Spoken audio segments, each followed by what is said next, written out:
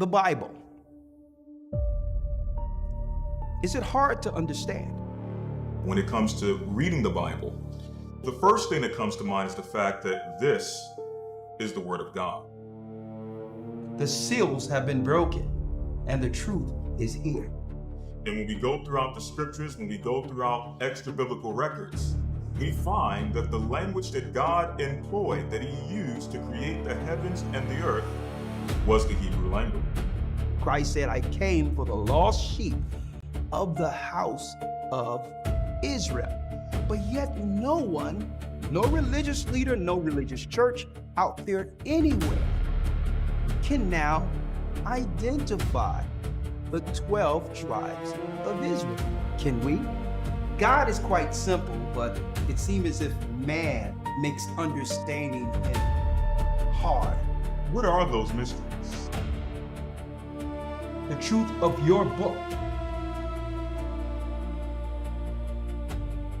and the truth will make you free. The Hebrew and Bible Academy, you're invited.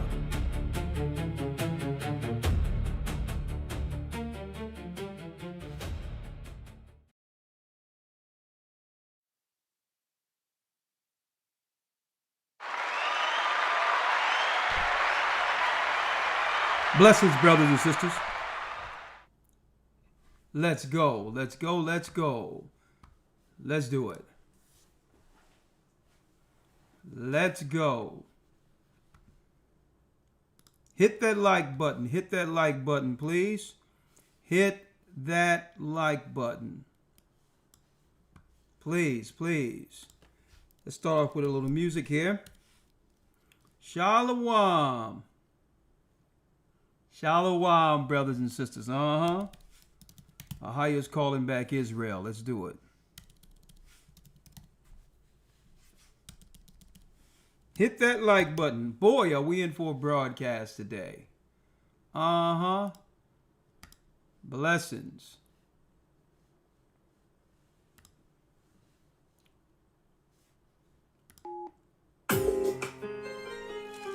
Yes, yes, yes.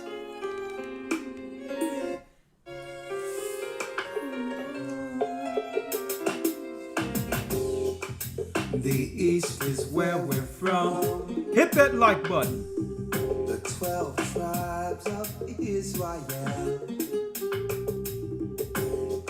In 721 BC. Y'all know the song. The Assyrian king. He took us down, we fell. With the great escape we went. Through the Euphrates. The Lord held the water still. To a land where no mankind dwelt. To a land where no mankind dwelt. We went. Thank you, Maria. Tribes of Israel.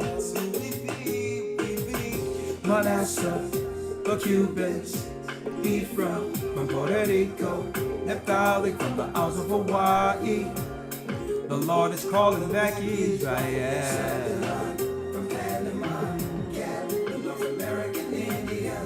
Simeon, the Dominicans. Hit that like button. The Arabs and Africans told us to gather our wives and children, then sold us. In the belly of these great ships, we traveled in fear. Thank you, Yvonne. By the rivers of Babylon, we found our brothers here. A higher gatherer. Oh, Reuben from Australia. The Mexicans. from the power on high. Benjamin the West Indians. Levi, the Haitians. Our highest gathering Israel. Oh.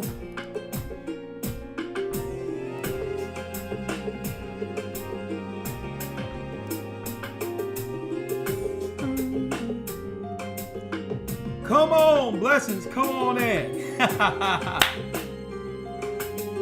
Who? Asher. Asher in Colombia. Cuban from Australia. Issachar, the Mexicans. Reuben from Australia. We be Judah, The Negroes. Benjamin, the West Indians. Levi, the Haitians. Manasseh, the Cubans. Ephraim from Puerto Rico. Yeah. Hawaii. The Lord is calling back Israel. From Panama. Yeah, the North American Indians. Simeon, the Dominicans. The highest gathering Israel. That's right, brothers and sisters. The Most High is gathering Israel. We are the elders of the Gathered of Christ Church here every week. Every Wednesday, it went from a Wednesday broadcast. Before there was a YouTube, it was Skype at first. And then YouTube came. Eventually, people started coming in. We started having Wednesday blog talk classes. How many of you remember that? Folks, this was even before YouTube, when YouTube first started, actually, when you could only upload 10-minute clips. We traveled all overseas. All praises to the Most High, folks. We put everything we had into spreading the gospel. Went throughout the earth setting up churches. Okay? And then we went into the UK, our brothers and sisters there who are still holding it down. And it all switched from Skype, Blog Talk, to Peace FM. Right? That's where we met Gaja and all the brothers and sisters that have graced this church as the ministry grows stronger. Then it was Peace FM. They would stay up until, some people in the UK would stay up 4 or 5 in the morning. Some of the most impactful, eye-opening debates that many would want to view or hear. And now here we are on Wednesday. We're on the watch, breaking down prophecy, politics, and all right here. Man. Now, before I go in, because we have some special guests tonight, all praises be to the Most High. I would like to give all praises to the Most High, Ahaya, in the name of Yeshaya. And I'd like to say first and foremost, hello to my brother who's backing me up this evening, Elder Lawya. Yes, sir. Shalom, shalom. I pray that all is well with you. All is well with me. All praise be to the Most High. Shalom to you all out there as well.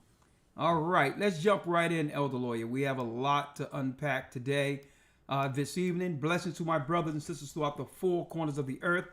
And before I bring in some of the guests and talk about our topic tonight, yes, Lord have mercy. White Jesus again. Lord, wait till y'all see the topic we're going into tonight. But folks, we are so excited for the 7th month trumpet. Change of seasons, which starts this weekend. Okay? Let me tell you, we are excited that the Most High have given us another year. And for a lot of you don't know this, but according to the 64-day calendar, Enoch was given the secrets. So was Moses. We're right on schedule for the change of seasons, Saturday sundown, okay? And we're going to be at the church live to bring in the trumpet month, the 7th month. Usually going into September, this is when the so-called elites like to do their false flags and all these others, September 11th and all these others. So something usually deep happens during this time of year. So keep your eyes open, because it might be a false flag this September going into midterms. Usually when there's an election season, they like to pull something off. So keep your eye on the ball, which is the Bible. But folks, let me tell you why we're so excited. This year, according to the numbers I'm getting and the reports I'm getting, as we become more organized, all praises be to the Most High, this church have baptized through the Spirit of the Almighty in Christ more people in 1 year than at any time throughout the history of the gathering of Christ church. The word is getting out. And first of all, we have to give all praises to the throne, Christ himself. All praises to the Almighty, folks, because keep in mind, just a few of us in a room. In one little small room with a chalkboard. And guess what, folks? Believe it or not, we only had half of a piece of chalk. That's how bad Lou was trying to get me out of there, right? Because he was a pastor. He had his own church. And I looked up, I'm like, man, where's the chalk? And Lou, you know, he was a pastor. He wondered how I came out of nowhere in his church and people started coming into the church at 16th and Styles. And, you know, I guess he started feeling a certain type of way in comparison to it was his church and not too many people were coming on Sundays, even though he was doing great things in the community, feeding the poor, whatever the case is. But, you know, he started to feel a certain type of way. I'm popping up out of nowhere.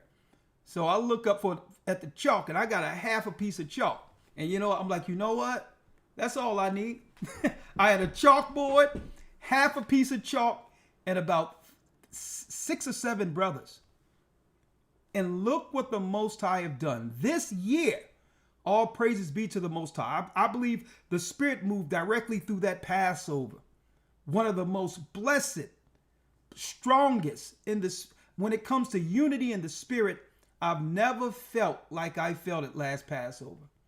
I'm going to tell you, with the children there and all of that. And then guess what?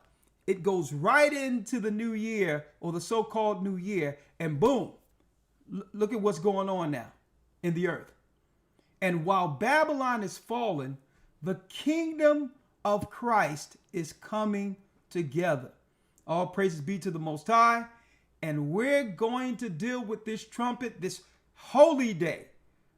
When the sun go down, Saturday, sundown, it will be a new season. A new month transfers one season to the next. I'm going to show you how deep that 364-day calendar is, folks. Have you checked out the weather here going into this weekend? How it's already started to transition from summer to fall. According to that 364-day, I mean, that's the Most High's time is always the right time. And I know people are like, well, what's going on with this weather here and this weather there? Listen, God said, Ahia said, who's God? The world calls God. Remember the Sabbath to keep it holy. Okay? We're keeping in on his Sabbaths, 52 Sabbaths a year, regardless of what the world might think. The heavens are in control. And let me talk about this excitement, folks, before I jump in. Let me tell you about the excitement. Not only do we have trumpets coming up, Day of Atonement, all the holy days that were hidden from us, that we thought belonged to Jewish people. Right? No. When you look at the calendars, folks, they're not even following the holy days according to the Bible schedule. Their days, even though they call it Passover and all of that, they're using biblical days or biblical names, but they're still following Babylonian dates for celebrations. That's why their Christmas, the pagans' Christmas, fall around the same time as their Hanukkah. It's all within the same wheelhouse. Let me tell y'all, folks, they can use the names in the Bible, but secretly what they're dealing with is ancient Babylonian paganism. But that's enough about them. Let's talk about us. Yes, man, brothers and sisters. Man, Day of Atonement. And then after the Day of Atonement, and I know the children, the families, everyone is excited. This is the most exciting time of the year coming out of the summer is when we all come together under the Most High's tent. The Feast of Tabernacle. We all come outside, the children, the families. It's such a good, it's a retreat almost. And let me tell y'all, folks, this year,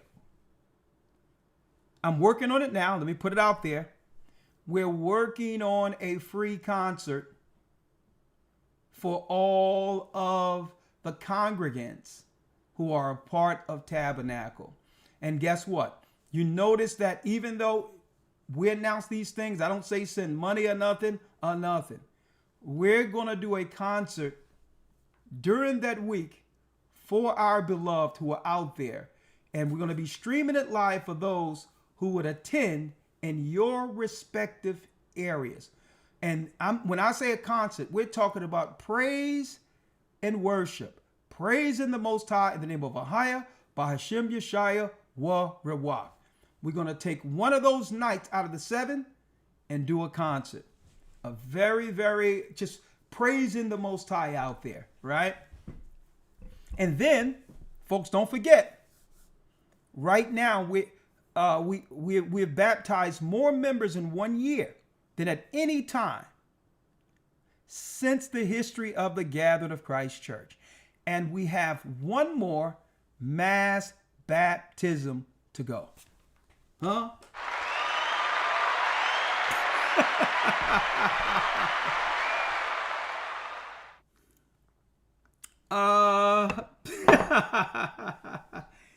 Elder Lawya, my brother. Yes, sir. Let me put you on the microphone here because I have the brother. I have Bishop Amoth on standby also in a couple of seconds. And I have Deacon Kwa'ala, who's in Indiana, going to give us an update there and what really happened there, right? So I have them in tow real quick before jumping into it. God. Elder Lawya, you've been on this journey for a long time, young man. Let me put it on the mic so they can all hear you also. All right.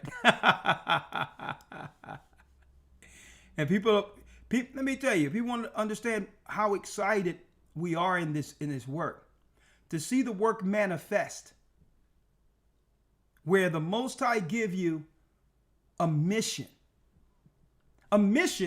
that most people at the time believe is insane.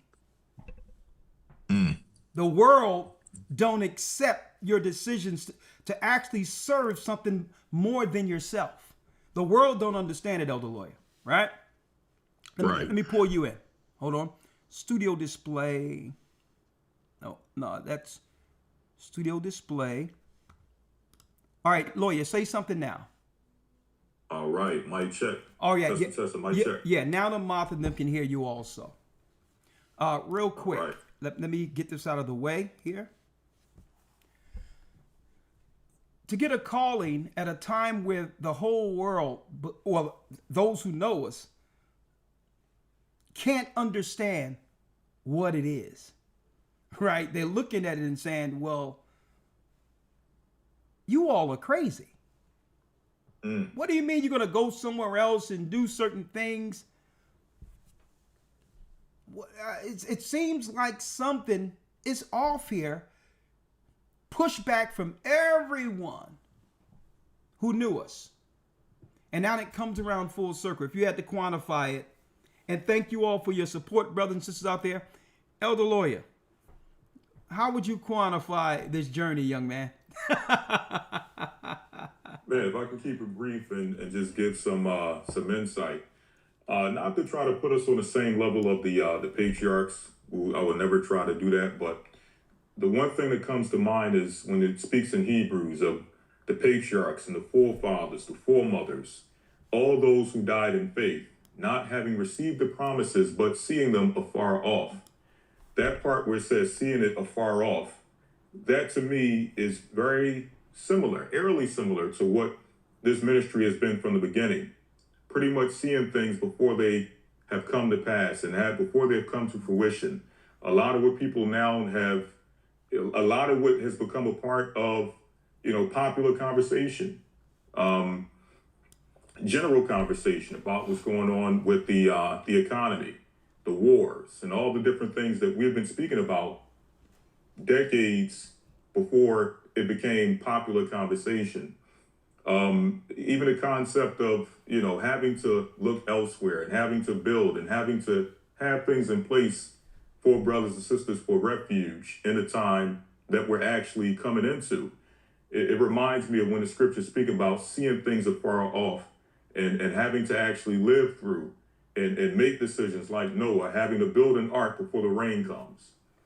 Well, everyone thinks he's crazy. Everyone thinks that, he's just, there's no rain anywhere. And here it is. He's building an ark. He's building a ship to withstand a flood. So those are the things that I'm reminded of when it comes to this ministry. Having to have foresight, having to be he goes before the flock, and making sure that regardless of what the world thinks or what people who know us think, what our family think, what the gainsayers think, regardless of all of that, staying steadfast and continuing to labor in the vineyard. And now we're seeing all of what has the Most High have done with this ministry from the beginning coming to fruition. And I can't do nothing but praise the Most High in Christ for all that he's blessed this ministry with. Let me tell you, Lawya, like sometimes what I wish I could do, and I can't. I wish I can put all of our experiences, the ups, the downs. It haven't been all positive. The losses, the people we've lost as far as loved ones and everything through the ministry as we traveled. But now I understand. I wish I can take these experiences, everything we've seen and done in it for other people, and take it all and just put it in a package and just everybody I meet, just put it in their heads, right? So that they can see it from our eyes, right? And to know and to understand the honest love and care that the Most High have given us since this ministry began, as to why the Most High have blessed it. And it's and believe it or not, it's well beyond anything that I ever thought could actually happen. We just did the work. And the Most High, as real as he is, he showed himself by what manifested and bringing forth what he said he would for those who truly believe in his work. It's surreal, okay?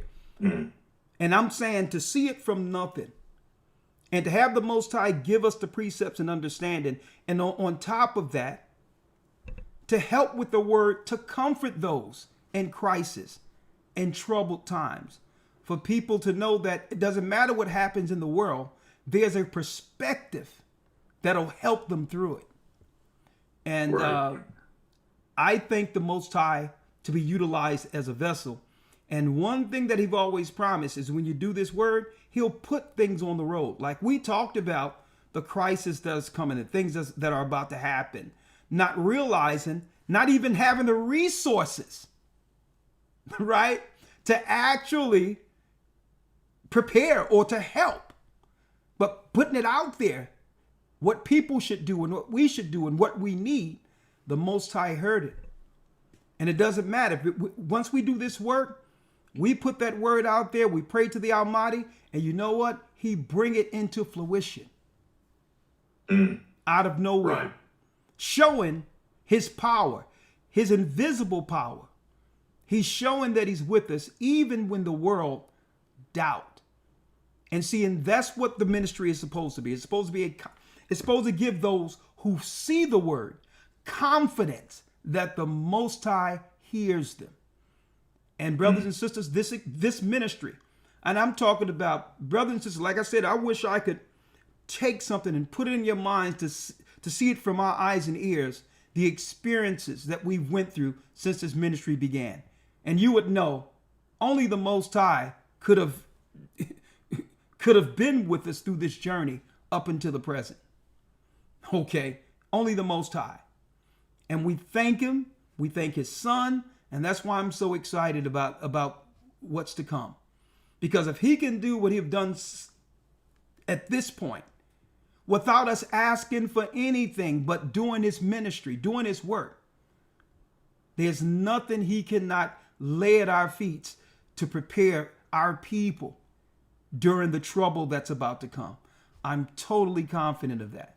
You understand? But because he's shown it. God. And that time and time again. He have shown it. He have shown it, folks. It's been times where we're just doing the ministry and we get a phone call out of nowhere. Hey, elders, we want to give the church, don't say my name, this belongs to the church. And there've been times I'm like, well, hold up, are you sure? Right? They were like, no, the Most High put it in my heart. The people are going to need this. You're going to need this. And I didn't ask for anything. It's been many times like that. It's been times where people would say, Elder, something just happened real big. And I'm like, hold up. Where do you want to put what you're trying to give the church? Right. Where do you want to put it? And they say, well, the school or this, that, the other. I'm like, well, this is what you do. Write an email, write in exactly where you want the money distributed. And guess what? It goes to what you said. And even if it's not for me, it goes directly to where that person see it's needed for our people. But that tells me just not how charitable and loving our people are. Okay? That's one facet. It also, on the other end, shows the appreciation that they have for a work that's been manifested by the Almighty. That they're willing to look at it and say, you know what? I know our people can be helped through this ministry. Right? I don't call people and ask people for nothing or nothing. I do the work and the Most High brings it forth. Lawya been doing the work, and guess what? The work is growing and it's growing. And guess what? It could not be what it has become if it wasn't for the Most High. And you know what, brothers and sisters? Thank the Most High. Thank him for the ministry. We're going to need each other through what's about to go down. Okay? But I'm totally confident, 100% confident, the Most High will go before us, that he'll protect us. Now, thank you, Elder Lawya. Real quick, before jumping into the lesson, and thank you all. We love you too. We love you too. All praises. First and foremost, let me bring in Bishop of Philadelphia.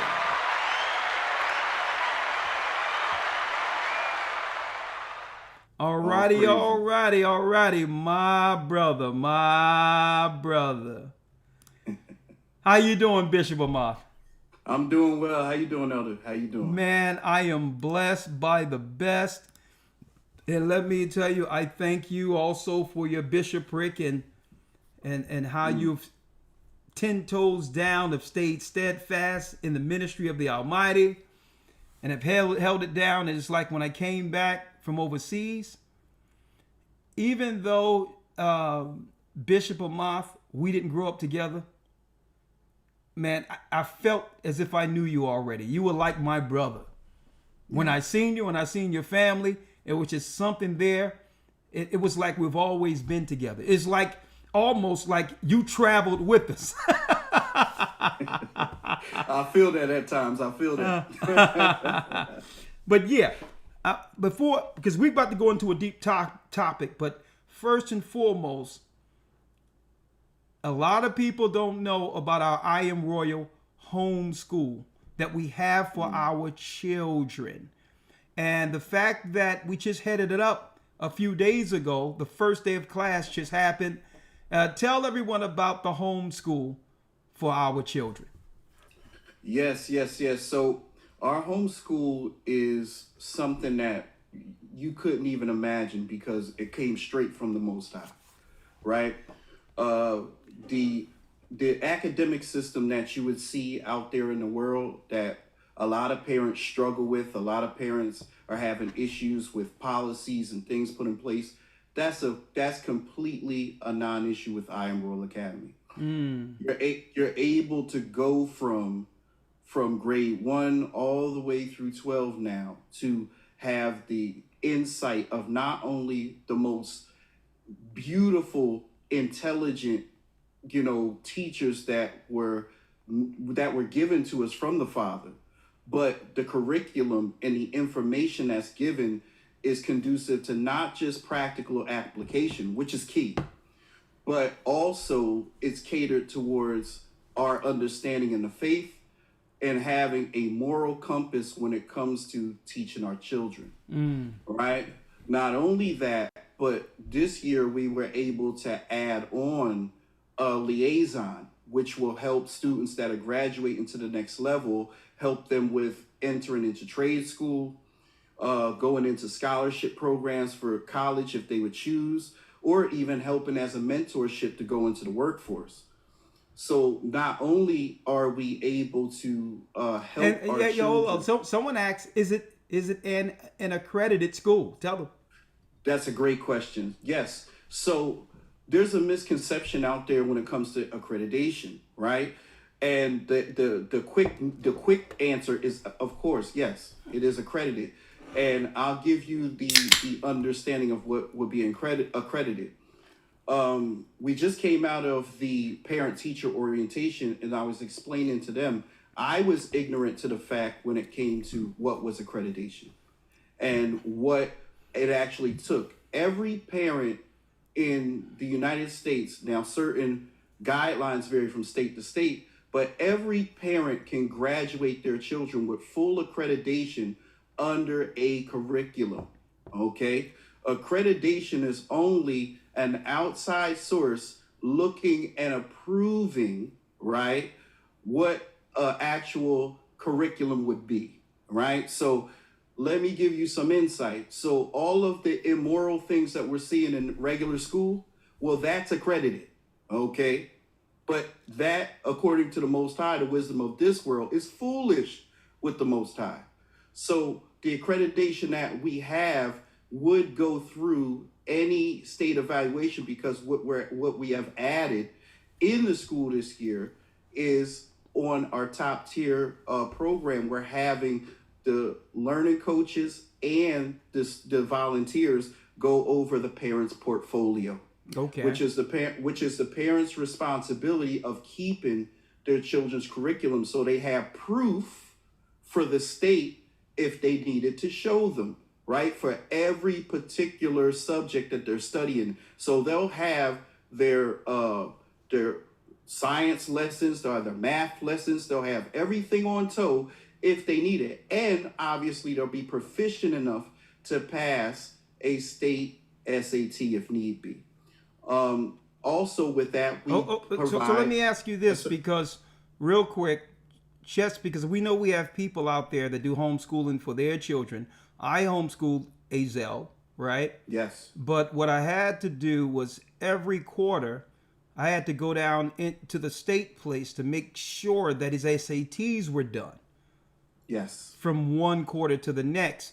Therefore, even though the curriculum was online and I was working home and he was working, I built him a cubicle myself for him, right? But the whole deal was there was an accreditation because he was able to take his state SATs to show that he was on board and above, or if not the same as when it comes to where he was that year from quarter to quarter. So he was graded and all that, took his SATs, and it was accepted. So just so brothers and sisters can know, is that sort of the type of program we have with I Am Royal? Yes, absolutely. Okay. All right, great. Yep, absolutely. Preparing our students, for, and not just to pass a grade, but we're preparing our students for the next level, which is, I think is very unique to a school, because usually when you're done a high school, that's it. You move on and you're pretty much on your own. Your counselors don't follow you. Your teachers don't follow you.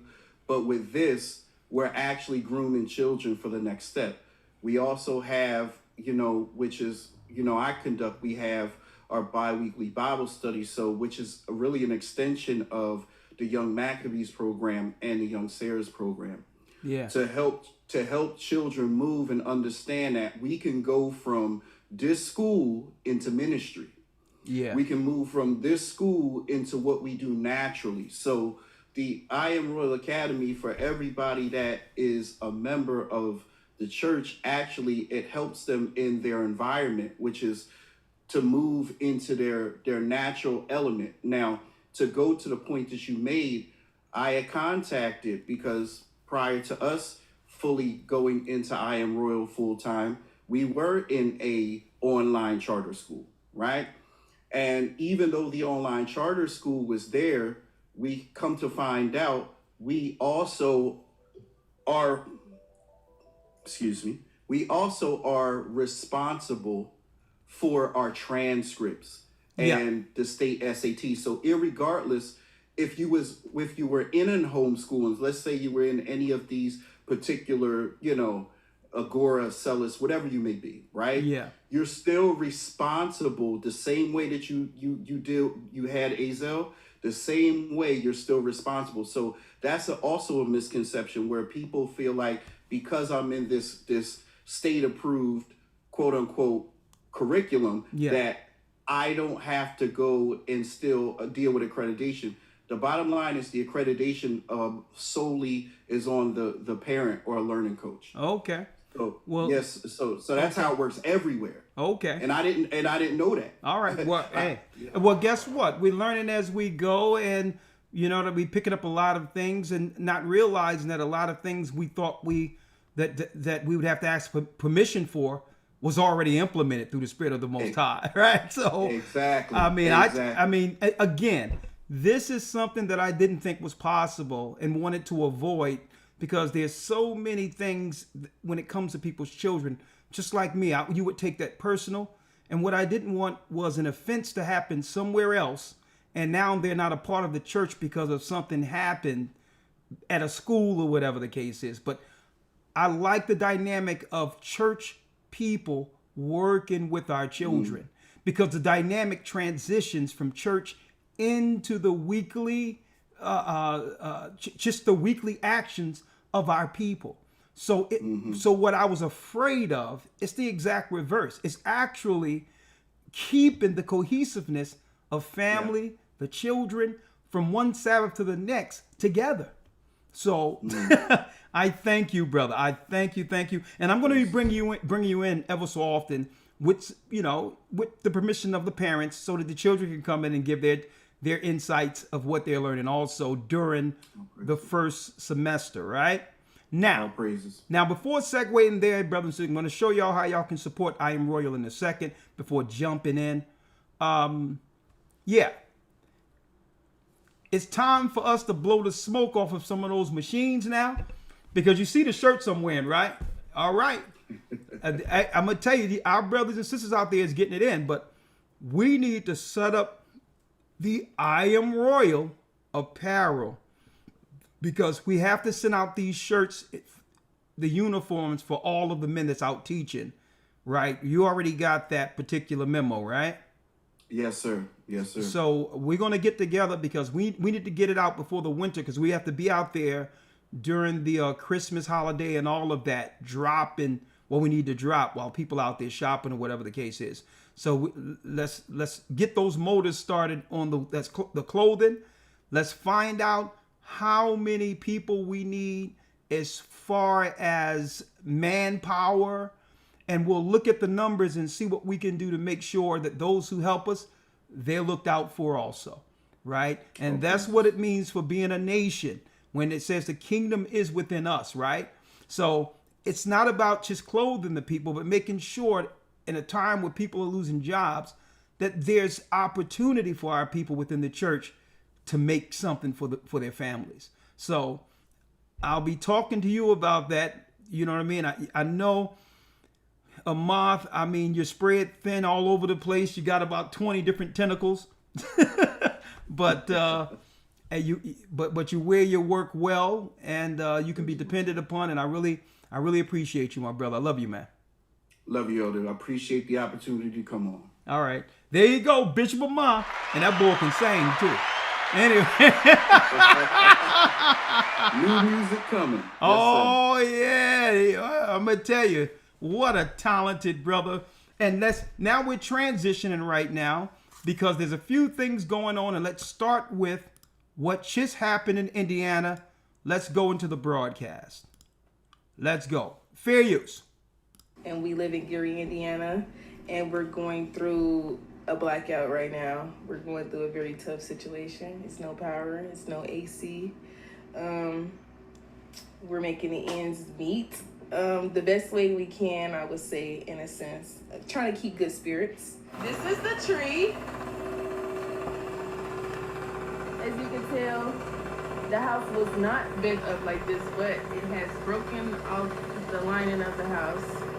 The tree is still up there. It was way bigger, but we had to cut some of it down because it was hanging into the windows. This bucket right here, for when it rains, as you can tell, it's water in there right now from the last time that it rained.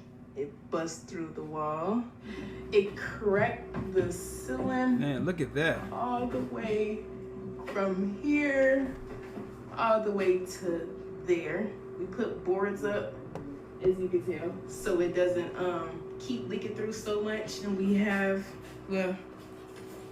cardboard right here because the fixture is leaking from when a tree fell in the house. And then we have cardboard up in here because we don't know where it's leaking from, but it is leaking from somewhere, and it gets the whole floor wet. I turned the generator on a couple hours ago. It lasts about 4.5 hours before I have to refill it with gas and oil, and then we're not even gonna talk about the gas station. My grandmother, she's old. She can't really do for herself right now. She's going through some help. This situation got her feeling down, and she's not feeling like herself. So I just tried to uplift her, tell her it's all gonna be okay, even though I don't know if it's gonna be okay. But I just try to encourage everybody around me, keep them motivated so they can keep high spirits, keep high hopes, and we living. Let me tell you, Elder Rawchaa, our people persevere through so much, man. And you know what? That's right. And it doesn't matter what we go through. We usually do it with a smile.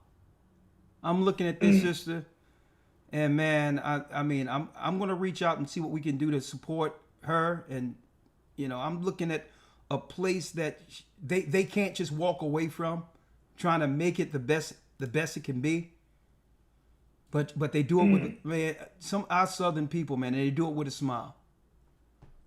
Right. And it's heartbreaking. And the fact that they ignored our people in Indiana, and they made sure the affluent power was on almost immediately. Some think that it was actually a beta test, that they could have turned it on, but they wanted to actually stress the people so that they could actually use it as a political tool to be utilized politically in the midterms. If you frustrate our people, a murder or disaster or whatever the case is, usually we take it out against whoever they point us against at the ballot box, but playing with our lives. But without any further ado, because even though no matter what the politics of this is, what happened to our people and what continue to happen to our people is real. All right. We have Deacon Koala, my brother. Can you come on in for me, brother, real quick? Because I have to make this report on what's going on over in Indiana. Talk to me, Koala. Bless you, my brother, and thanks for chiming in real quick to give us an update on what's going on over there. How you doing, Koala? Good. Shalom, Elder. Shalom, Bishop. Shalom, family. Shalom, sir. How are you? Most High, obviously. So, pretty much about 2 weeks, August 11th, we had a huge tornado, about 100-mile-per-hour winds that came through, and pretty much instantaneously the power went out, and it was real bad. We had power lines out, covered the streets, trees uprooted. I've seen the places where they hit the houses, just like I saw the YouTube that you showed with the sister on there. But yeah, it was Gary hard. But just kind of give you an understanding of the location, it was Northwest Indiana, which is about 30 minutes from Chicago, south side of Chicago. So understanding that a lot of the areas were hard hit by the storm, and this was like the second storm this summer.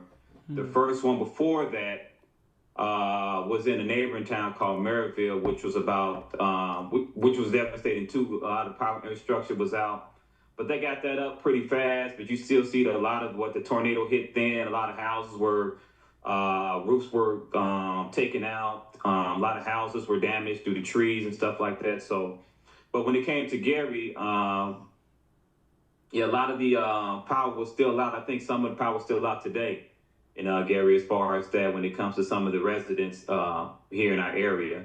But it hit Gary pretty hard though. Well, I mean, okay. If you see Gary, it's Indiana, like isn't that where the Jacksons are from? yes, yeah. Yeah. Let me ask you this real quick, because you had to live through it. What did you experience there in Gary, Indiana? Actually, not too much. All praise to the Most High. We since 2022, we had a backup system, power backup system for our house. So when the power went out, that kicked on. We were using our backup power for the entirety of the actual storm. We do have some other members who live in Gary, who are part of the Chicago body. They were doing well. Also, some came by. I was somewhat like a little small powering station. They had their generators and stuff like that, and then they would stop by, to get their generators recharged for their homes. But everyone here, as far as the members of the church, were in good spirits. They're pretty much prepared. Some are upgrading their preparedness now due to the length of this particular power outage. So let me ask you this, because our church since 2012 had a comprehensive, a very good comprehensive emergency plan that was required for all church members. So what about those plans that we've been talking about for years to make sure this amount of food you got to have in the event of emergency, this is much water, backup energy sources? Was any of that helpful? Did y'all utilize that? Did y'all have it before it actually happened? Oh yeah. The members take heed, definitely. So they were good. That's why, only thing they needed was just to just get their generators charged and stuff like that. So, but outside of that, I didn't receive any calls. When it came to any of the members needing any other help outside of just, hey, I just need to recharge my my solar generator. As far as that. But outside of that, everyone was prepared. But now they're preparing even more. They see where their some of their weaknesses were. So things of that nature is like when it came to the gas stations, that was crazy. That was kind of like you see in the movies where people are, rushing to the only gas station that's open. People cussing each other out, things of that nature. So when it comes to that, preparing for that, getting set up, getting your own, all these things that what you all brought out, previously, get your own gas tank, have your own gas, so you don't have to be caught up in that stuff. So some of those things that were that we are looking at now, we just kind of button up, understanding, okay, this is stuff, how we see it is how it's going to be when it's going to be for a long term when it comes to the grids being shut off and stuff like that. So okay, now is there so another testimony to, hey, when the crisis happens, it kicks in, where that when what we've been discussing behind closed doors for preparation isn't just talk, right? Because eventually what they're doing with the power stations, I believe what's happening there was a test for it, that eventually there will be blackouts throughout whole regions of the United States, if not the whole United States at once. So it's good to know that immediately y'all circled the wagons, put a plan in place, and got through it, right? So, hey, I got to give it up to the Most High, my brother, for that. See, and Deacon, let me tell you, that's what leaders do, right? When it happened, you didn't panic, you kicked in. And I would like to say anything that y'all need, or if somebody suffered something, we do have a hardship fund, as you know, that y'all can always talk to us about to get y'all back to where y'all need to be. So I thank you for your leadership. I thank you for getting our brothers and sisters through that crisis. Aparin from Chicago also, because I know he's kicking in. And hey, I think that you're the example in real time of how the Spirit of the Most High, he kicks right in and rally us together in times of crisis. And the fact that you've able to get through that, I remember REI when over in Egypt, the Middle East, when there was so-called, they call it a revolution, but it wasn't a revolution. They paid poor people to go out into that square over there in Egypt. But when it happened and everything was shut down in Egypt, brother, guess what? REI and all those brothers over there, I say, everything is fine. Y'all put the emergency in place. They, yeah. He says, man, we here cooking barbecue, feeding the Egyptians. Yeah, that's pretty much how it was. We kind of insulated because I didn't really know what was going on outside. Because, you know, when you prepare, you know, you kind of insulated to everything else is outside from around you until I started noticing, like, man, this is on the news, you know, and stuff like that. And then it was just, like I said, it just goes to just the teachings and stuff like that from you all. They put it in our mind to be like, all right, don't just start relying outside of, you know, what we get, and just get the understanding that we have to always think of putting in preparations for ourselves. So, you know, and moving our mentality, moving ourselves off the grid anyway, and having that mindset is what, you know, got us through this particular circumstance. So, well, thank you, brother. And my Mitri, I tip my Mitri to you. I like the sign behind you. It's real nice. Rawchaa is his name, and he's with you, my brother. And you have a blessed, high, holy weekend, all right? All right, you as well. My brother. Shalom, family. Shalom.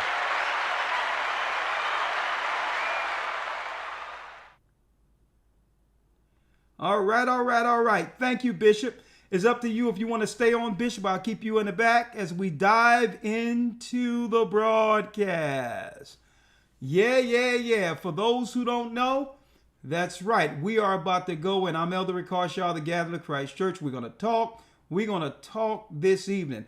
But before going there, okay, I would like to let everyone know that if you go to gatheringofchrist.org, you'll see I Am Royal Academy. You'll see that as an option under donate. You'll see what this school provides. If you have children and would like to get your children involved, there's steps you can take with applications and forms, right? So that they're not dealing with that secular, crazy crap that they have in public schools today.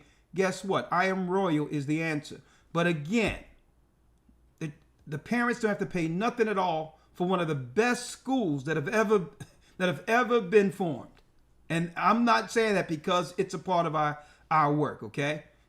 The children, man, the children speaks glowingly of this particular school compared to when they were in regular schools. All right? And the parents are so engaged. Again, GOCC I Am Royal Academy, there's no school like this on the earth.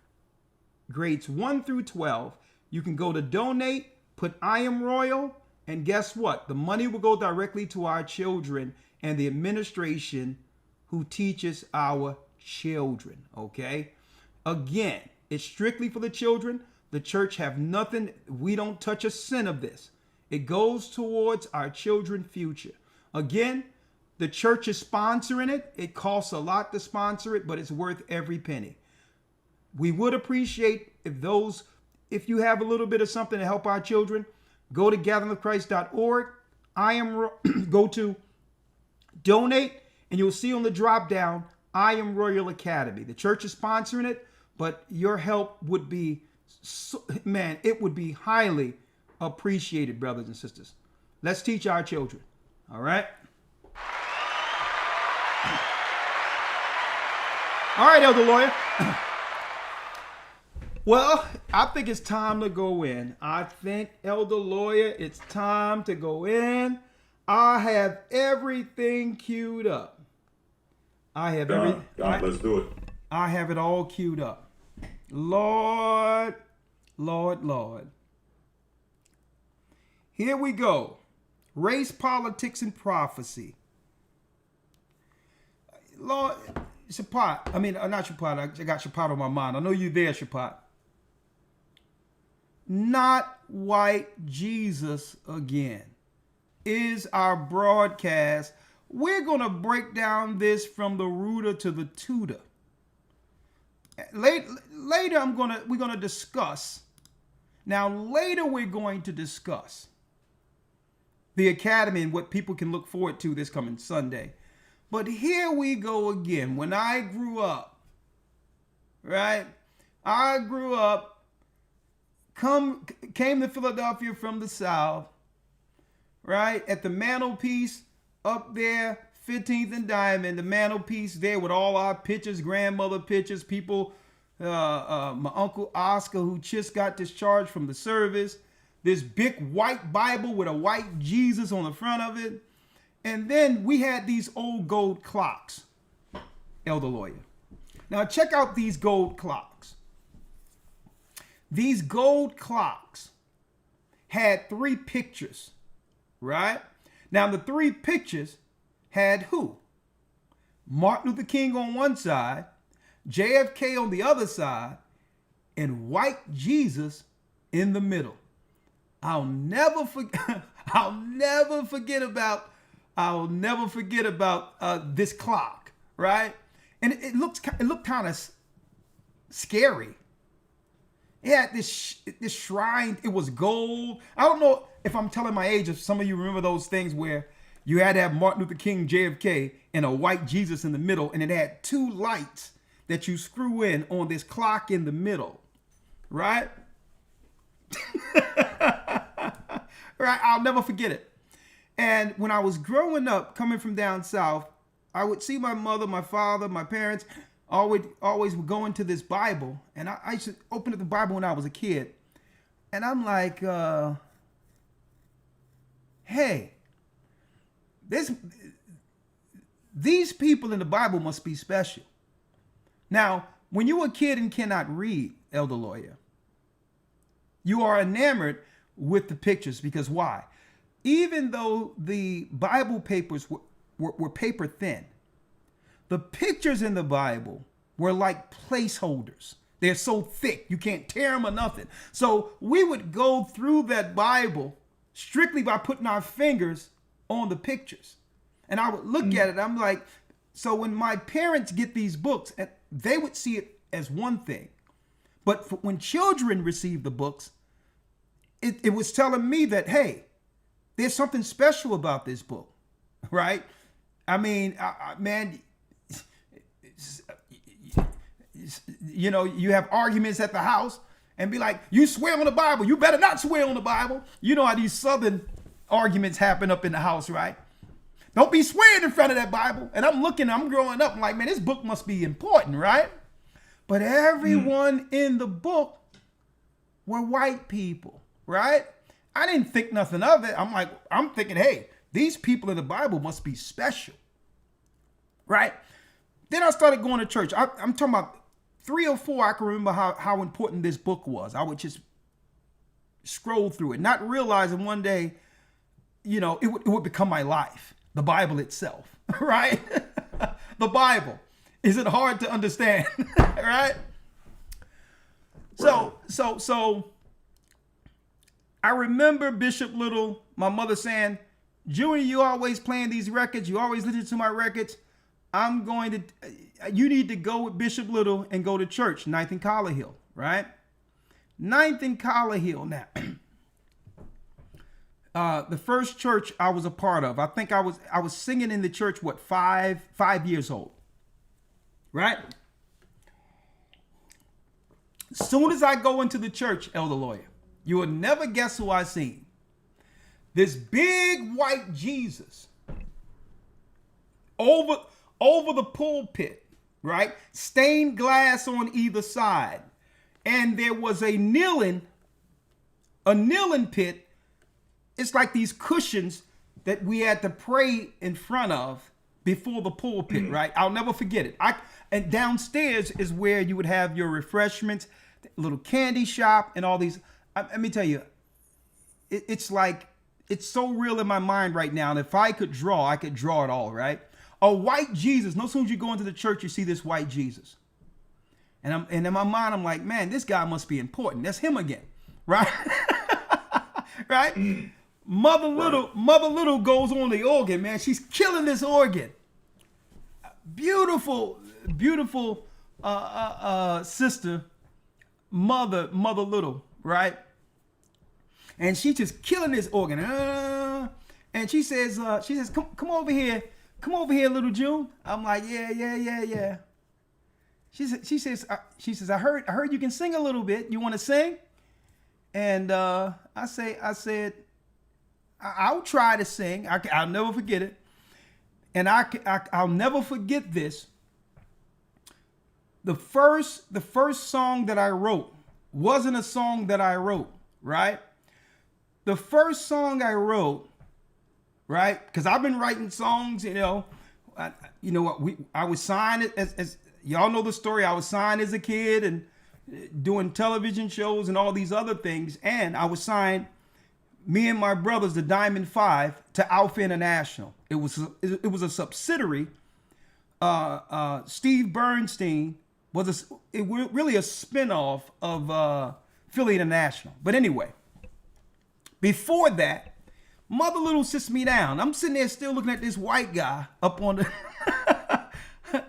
the stage, right? Say, June, go ahead and sing. I said, I got a song, right? And I wrote it down. Guess what I wrote down? Elder Lawya is crazy because all of our academies start with what? Usually, creation. The creation of the universe, right? Right. My first song that I wrote down, I copied the verses out of Genesis 1. Right? And she says, okay, go ahead, June. And I'm sitting there looking at this white Jesus, right? Go ahead, June. It went, in the beginning, God created the heaven and earth. God's creation. And God said, let there be light. And there was light. And she was looking at me. I'm sitting there singing out of Genesis, right? She's like, but she started funking it up, right? She says, you want to sing that Sunday? I will never forget that moment, right? As far as music goes and singing goes, of how the first song I sung was out of that same book that was on my mother's mantle, my father's mantle, right? She funked it up, but the first song I ever sung was out of the Bible, right? But what I could not separate at that time was how great that book was from this white guy who kept showing up. For some reason, this white man is so important to everyone. He was so important to me. You go into the Christian church and everyone is crying up under this white guy. They're shaking, they're dancing, they're falling. And I'm like, man, this guy must be the bomb. I'm like, who's this guy? They Jesus. And then one sister tried to take me to the back and say it and you'll feel it. You'll feel it in your stomach now. Jesus. I'm like, I'm not feeling it. Right? I want to feel, listen, I wanted to feel, I grew up in the church and all that, and I wanted to feel what I was witnessing. But I couldn't feel it. I was feeling the music. I was feeling what's in that Bible. But the spirit that they claim that you must receive, right? I never was able to get it, right? I didn't feel a certain type of way about it. right? But I'm like this, and then I grew up, and then as I got older, you go into the 80s and there's Jesus Christ Superstar on Broadway, right? I'm gonna show you where I'm going, Lawya. Jesus Christ Superstar on Broadway, right? Let me say something, Lawya, so I can make sure I have you in the ear. Yep. Check 1, 2. Hold on. Mic check 1, 2. Say something now. All right. Shalom. Shalom. Mic check 1, 2. Yeah. Testing. Yeah. I'm gonna keep you in the mic. I'm gonna keep you there. Yes, sir. So see, what I have to do is set the stage for what this lesson is tonight.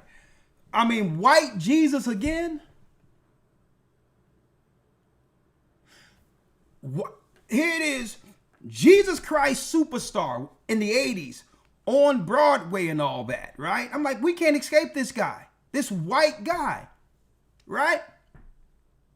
And then I hear about some white guy running around with a cross in California, and another guy doing it in New York. I'm like, this white guy keeps showing up. Jesus, right? Then we grow older. It seems like every decade they have to come with something to remind us of this white guy who I found later. I figured out who he was, right? But it seems like there's a conscious effort to keep this image in the minds of all people, regardless of generation. When I got older, it was the Passion of the Christ, Mel Gibson, right? Right? And he was a big star at that time, right? I forgot what he played. Him and this black guy, Danny Glover, was playing this. He was this crazed cop, right? Right? But he was a big star. I mean, you're talking about a big star, Mel Gibson, Passion of the Christ. I mean, they didn't even have to do it in English. Like another generation have to endure this white guy who everyone thought was Jesus, right? I'm like, what is this? This is a concerted effort through Hollywood. This is a concerted effort to keep this on the consciousness of people as I got older, right?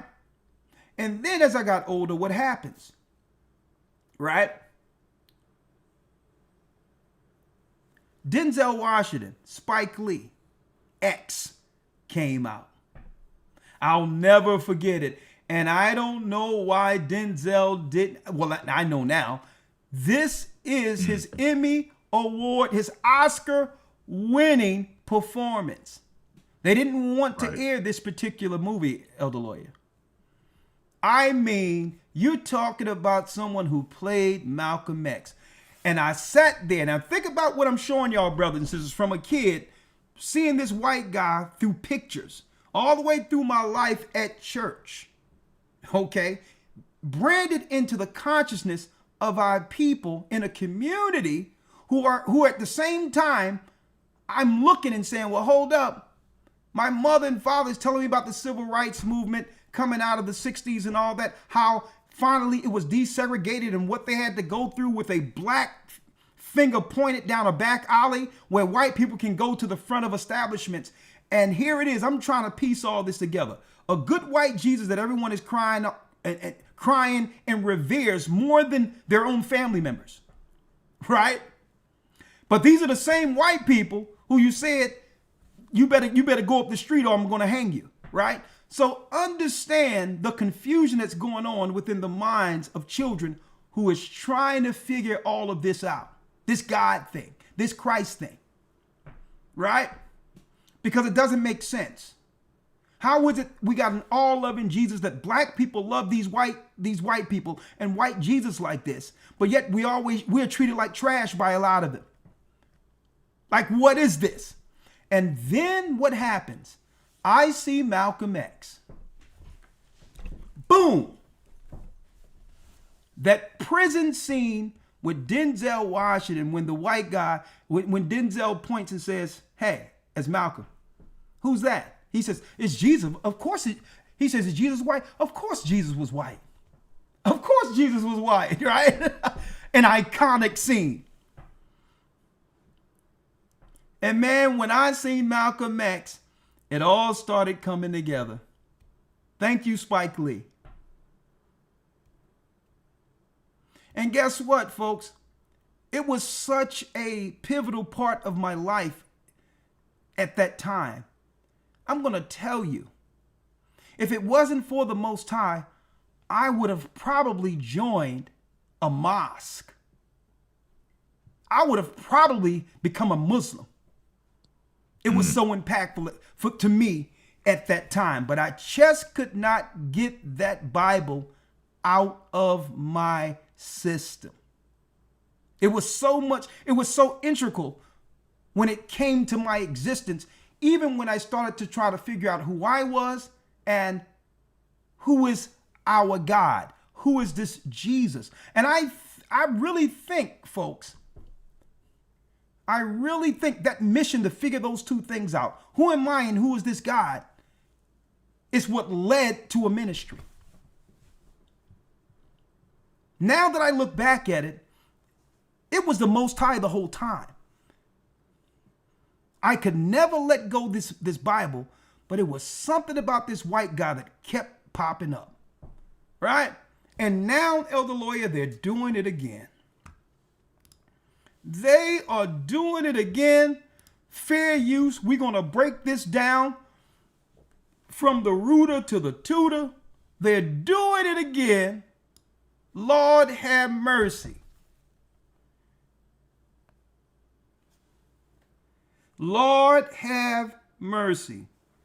Not white Jesus again. Fair use.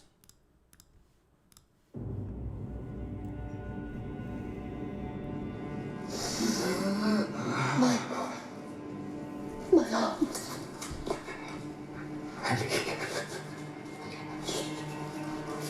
From his head, Fair use. his hands, his feet, sorrow and love from me. Fair use.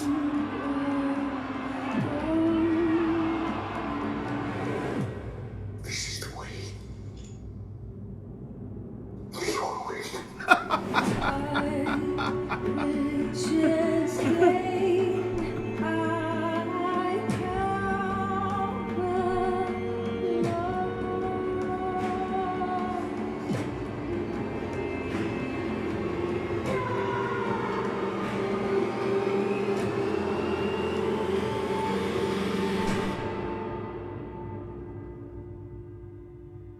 Father, Lord have mercy. forgive them. Now, for the last decade or so, I think we have titles like this. A big reveal has happened in the earth, a phenomenon where everyone and their mother, including white people, are in agreement that the chosen people of God, the Israelites, were and are black people, including Jesus. We have, hey, you seen our broadcast last week where all these white people, a couple of weeks ago, where all these white people are saying the black people are the chosen. Christ was a black man. So I think at this point they're mocking us. The chosen. So I'm done with it. I'm going to tell you right now, as I break down this particular lesson tonight, there will be no question concerning who the chosen people are. That's number one.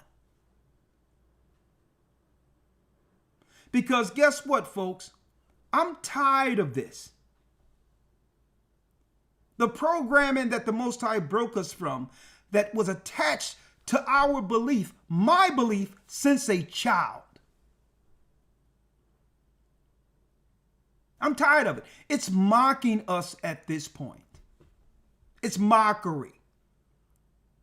And I'm sure it's a good production, but guess what? This production can't be better than what I've read. And I'll tell you what, none of these productions comes close to reading the Gospels concerning Christ's life. It's not even close. But what if they finally did it right and had a black man from the tribe of Judah play the part? What if? Folks, it's mockery at this point.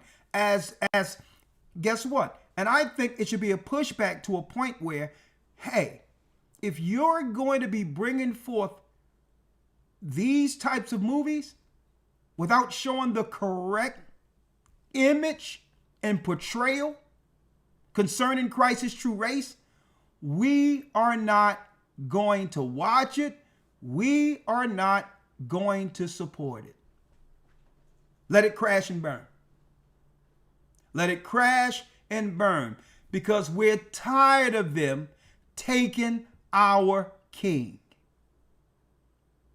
and mocking us with another people who are Romans. Who are Romans? So we're going to break it down. I'm tired of this. They are not the chosen people, folks, according to the Bible. They're chosen in their own minds. And at this point, they're putting this crap out to mock us. Straight up. Because what we're going to make sure, and I'm glad we have our schools and teaching our children, that our children will not have to break the psychosis believing that Christ was a white man like we did, like we had to go through. Because it transfers into real life, real society, where we see white people better than us, not realizing subconsciously it's because of this white image they plastered into our minds before we could walk. Before we could walk. And it transfers into the real life. You can say that there's a separation between church and state and all that, but that has an impact where every white person you run into, you understand that there's a Jesus complex you have because you treat them a certain type of way based on how your mother cared for that book, protecting the white people in it. See? So automatically when you go on a job interview, they can come straight out of trailer park and you'll believe they walked on water.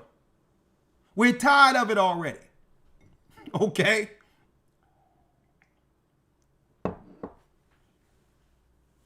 So we're not going to watch that crap. A matter of fact, what we're going to do is we're not going to watch it. And a matter of fact, we're going to give it bad reviews. Who's this white guy? Okay? Now, Elder Lawya, real quick, let's go through a few things. We're going to break it down from the rooted to the tooted, and we're going to show you who the chosen people are, period. White Jesus again? I'm going to tell you why they do this. Because the people who don't even believe in Christ and the people who don't even believe in the Bible, who claim to be the people, they use the clout that comes through Christ to grandize, to actually puff themselves up as the chosen. That's what it is. They don't believe in Christ, but they love the popularity that comes with Christ being a Jew if they're Jews. See? So automatically our reference the reverence we give to our God in Christ and his blood, they could care less. In their religion, they hate Christ. They can care less about him, but they love the popularity and the respect that comes with him. See? So we snatching all that back. And we're doing that not by even focusing on them, but what? We're bringing forth the truth. Folks, look at this here. Look at this here. Who's this guy here? This is a bust in France. You can find this bust in France. You can also find statues of this guy all over Europe. During the Renaissance period, they used this criminal right here and plastered him up as Jesus Christ. His name is Cesare Borgia. right? So they always get, let me get it. They always get a new guy. Let me show you. They always get a new guy like him to portray the image of Cesar Borgia. Right? See him? He's an Edomite. That's him right there. There's a bust of him in France, Cesar Borgia. Right? That's number one. Right? Now look. This was a book published around 1938. Now, during the time of 1938, America was in full segregation. So even if we wanted to find out about who this guy was, it wasn't taught amongst our black churches, our small conclaves, our small black communities. But white people knew who this guy was. And I'm not talking about the poor whites.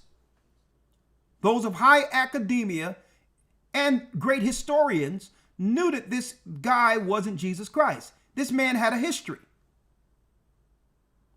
So Sarah Bradford did a book on him called The Life and Times of Cesar Borgia in 1938. Okay? This is the guy, believe it or not,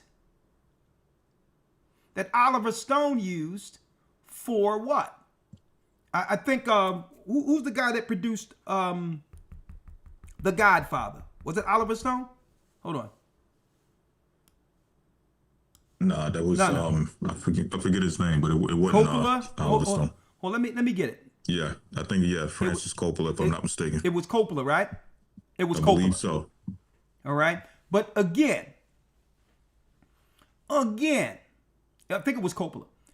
Again, the story of who? The Godfather came from the historical records of the Borgia family. They just gave it an up-to-date platform or view of those particular ancient characters, those old characters.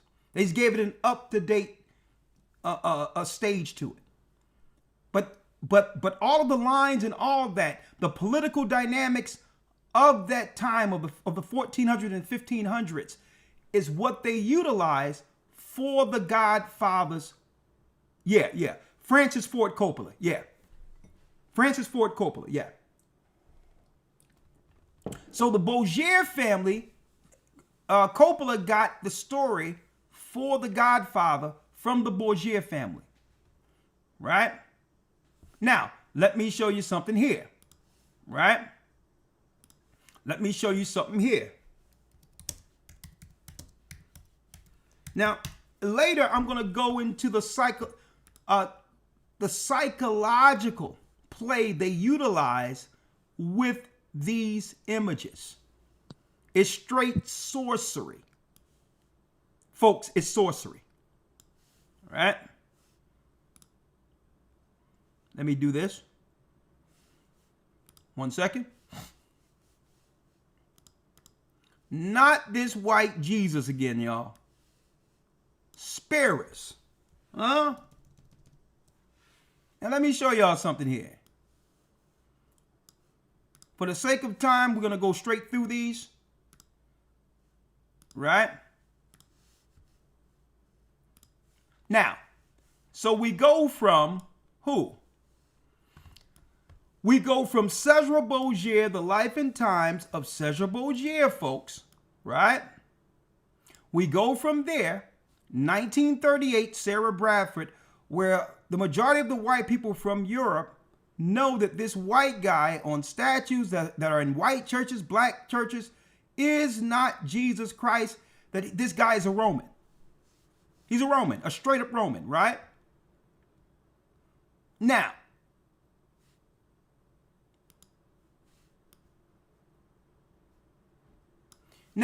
let's go to the next one. 20 years later, 1958, Jean Plady brings out another book highlighting the same criminal Triptych of Poisoners by Gene Plady. How politically they would use what? Poisons. That's right. To kill off political oppositions. Sounds familiar? Or will you be like Fauci and plead the fifth?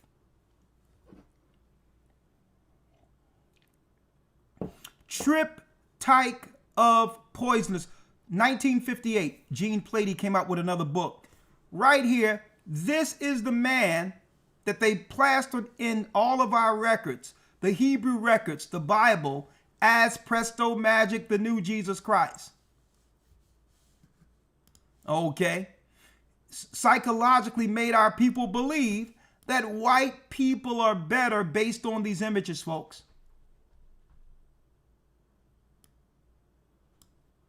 All right? So when you fill out an application, whatever you do, because don't forget, folks, we were segregated growing up. When I say segregated, it wasn't too many white people coming into our neighborhoods. The white people live where they live. The black people live where they live. So our first encounter with white people really was in the workforce. So imagine that psychological play. The only time you ever see them are on TV and all of that, and or in the workforce. And now that respect should be had for anyone regardless of race. Let me make that clear. Respect is warranted. We were taught to respect other people. But the reverence we have for white people because of this image has always been over the top. Right? Now, looky here. The Last Supper.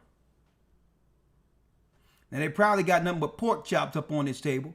But again, they were doing this back in the 1400s, folks. The 1500s. Here are the images they were bringing over to the New World to plaster the lie of superstition into the minds of the 12 tribes, the 10 tribes who were over here. Look at it. There you go again. There he goes again. The same lie. But see, in this picture, they have him in this same picture a few times. He's here. He's here, over here. Right? And he's three separate places in these images, but I see him two here. Right? And then his dad, Cesar Borgia, is in the image more than one time. Right here. Right here. Cesar Borgia, his father. Romans. That's number one. And again, they always push this guy in almost in a, I'm going to tell y'all, folks, it's almost, I'm going to tell you, androgynous. The way they present this guy is androgynous.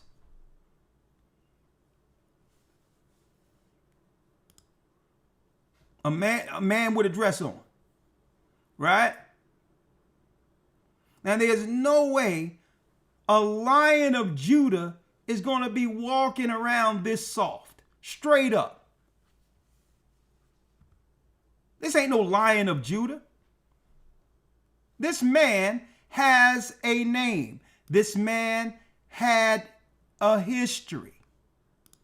And they stole our crisis history and gave it to him.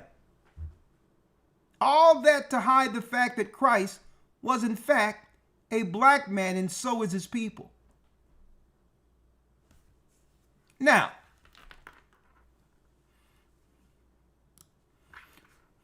the Last Supper, probably nothing but swan, ham hocks, and shrimps on this table, right? Everything against the law. Now, for those who don't know, here is a little history. Okay? Khazars. We're going to go there in a moment. The white people would have to transition from Romans to Israelites to pull off the greatest scam, the greatest con that have ever been played on humanity. Okay? The greatest con. How can we switch a whole race of people in front of the world? How do they do it? And as soon as I seen this thing pop up on my feed, The Chosen, I'm like, you know what? I'm done with it already. How did they do this, folks? Transition where they made the Romans disappear. No one knows who the Romans are right now. The people who killed Christ. The people who killed the children of Israel in Jerusalem. The Romans have magically disappeared. Or did they hide under Judaism? Huh? So folks, the reason why Judaism don't have to believe in Christ, it's a part of their religion not to. Keep in mind, they don't believe in Christ.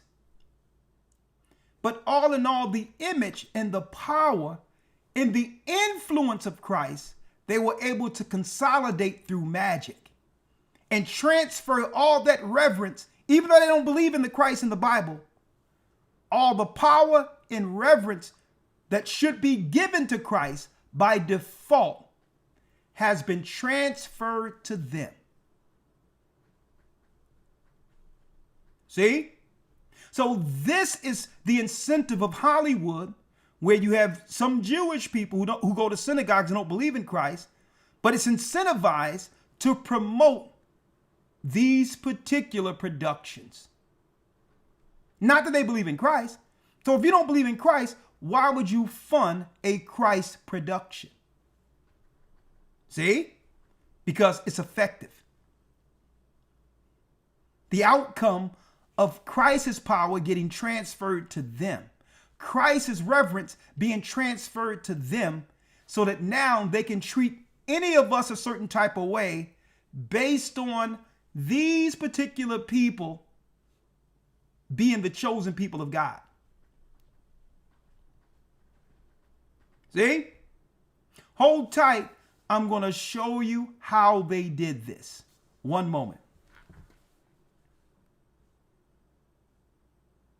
The Bible. Is it hard to understand? When it comes to reading the Bible, the first thing that comes to mind is the fact that this is the Word of God. The seals have been broken and the truth is here. And when we go throughout the scriptures, when we go throughout extra biblical records, we find that the language that God employed, that He used to create the heavens and the earth, was the Hebrew language. Christ said, I came for the lost sheep of the house of Israel. But yet no one, no religious leader, no religious church out there anywhere can now identify the 12 tribes of Israel. Can we? God is quite simple, but it seems as if man makes understanding him hard. What are those mysteries? The truth of your book and the truth will make you free. The Hebrew and Bible Academy, you're invited.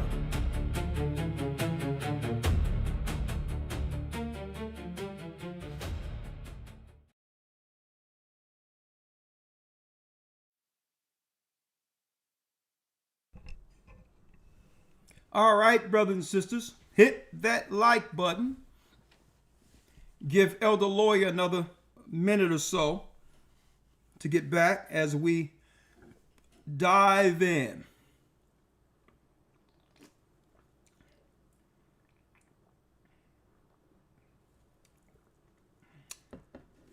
Right?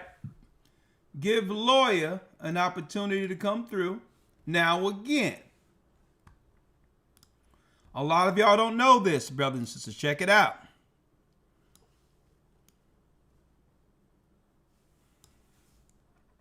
Hold on.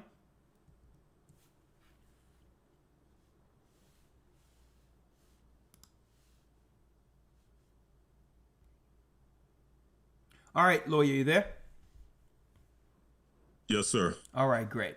Now, as you can see, other races of people, mainly white people, historians knew that this white image of Christ had a history. There's a history that comes with this guy, right? But some people might ask, and check it out. Let's deal with them first, and I'll deal with us, okay? Some people might ask, well, how did it happen? How did they pull this off?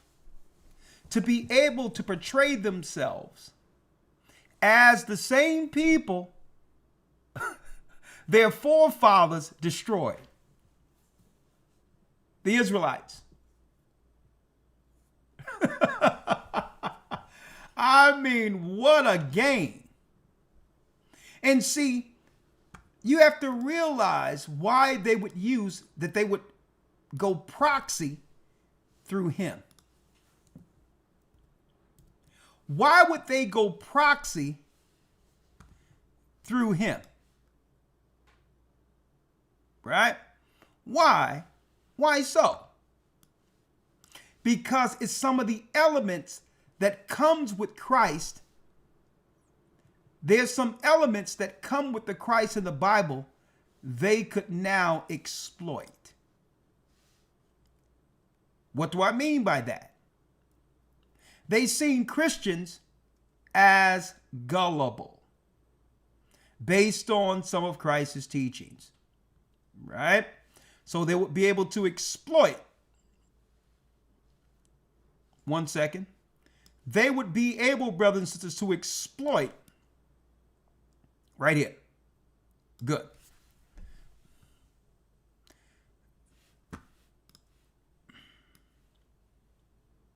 There you go. They would now be able to exploit the people who believed in Christ based on some of the moral principles that comes with him. Right? In their religion, it's an eye for an eye, a tooth for a tooth. But those who believe in Christ must forgive their enemies.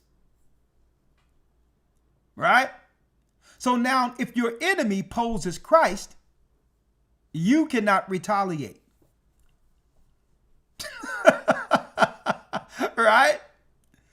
Right? So there was tenets within Christianity that the Talmudists seen that they could exploit if people think that Christ is a white man. Because now that believing white Christ, that loving white Christ, his words extend to now from Christians to them, even though they don't believe in those principles. So it was more so the reverence that comes with the image, and also outside of the reverence, now they can do what they want to do to you, but according to your doctrine, you cannot retaliate. You're sitting duck. See? And that's the psychological play based on how they read the Bible. Now, there are things in the Bible that says you can defend yourself, but they'll never teach that according to the doctrines in the Christian church. They'll just point out all of the scriptures which allow them to exploit us. That's the psychological play with this. Follow me. Yeah, I can forgive you, but now I don't trust you. So because I don't trust you, get out of my face, and guess what? There won't be an opportunity for me to have to turn the other cheek because you're out of my life. I don't trust you. See how that works?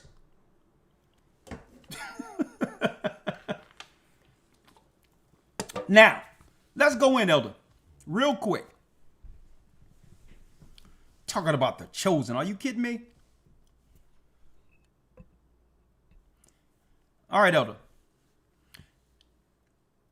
Let's go real quick to check this out, piece by piece. Let's go to where white people began to switch it up before Christ. Let's go to 125 BC. 125 BC, 2nd century BC. All right? I'm going here to the antiquities of the Jews.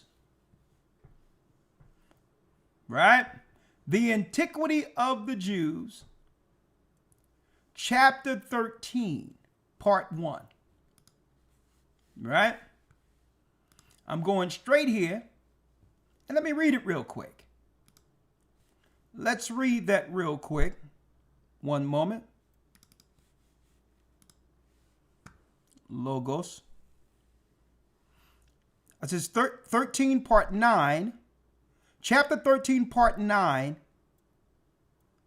part 1. Right? Let's do this real quick.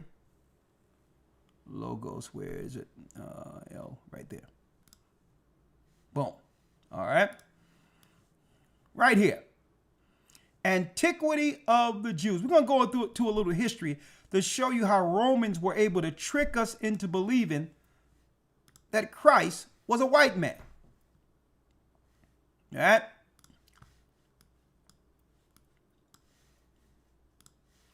Elder Lawya.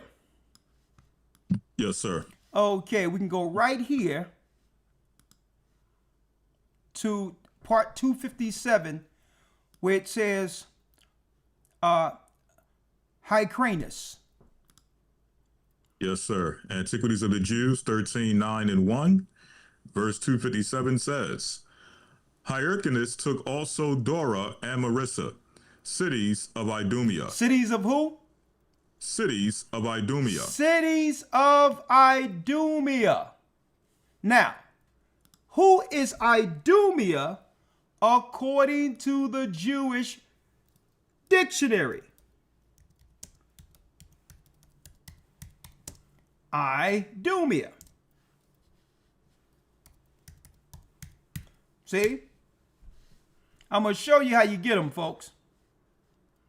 The Jewish, matter of fact, let's go to the Jewish Encyclopedia.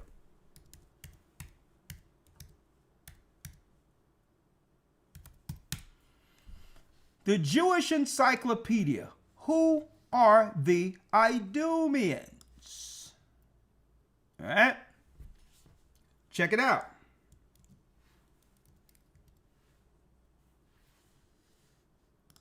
Idumea. Boom. Idumea. Who are they? Idumea, according to the Jewish, now we're using Jewish sources, so no one can claim we're being anti-Semitic here. This is Jewish, right now, sources. The Jewish Encyclopedia. Edox, Idumea. Who is Idumea? Edom is the name which was given to Esau. Idumeans, according to the Bible, are Edomites. They are Edomites. They're red. Their blood show forth through their skin.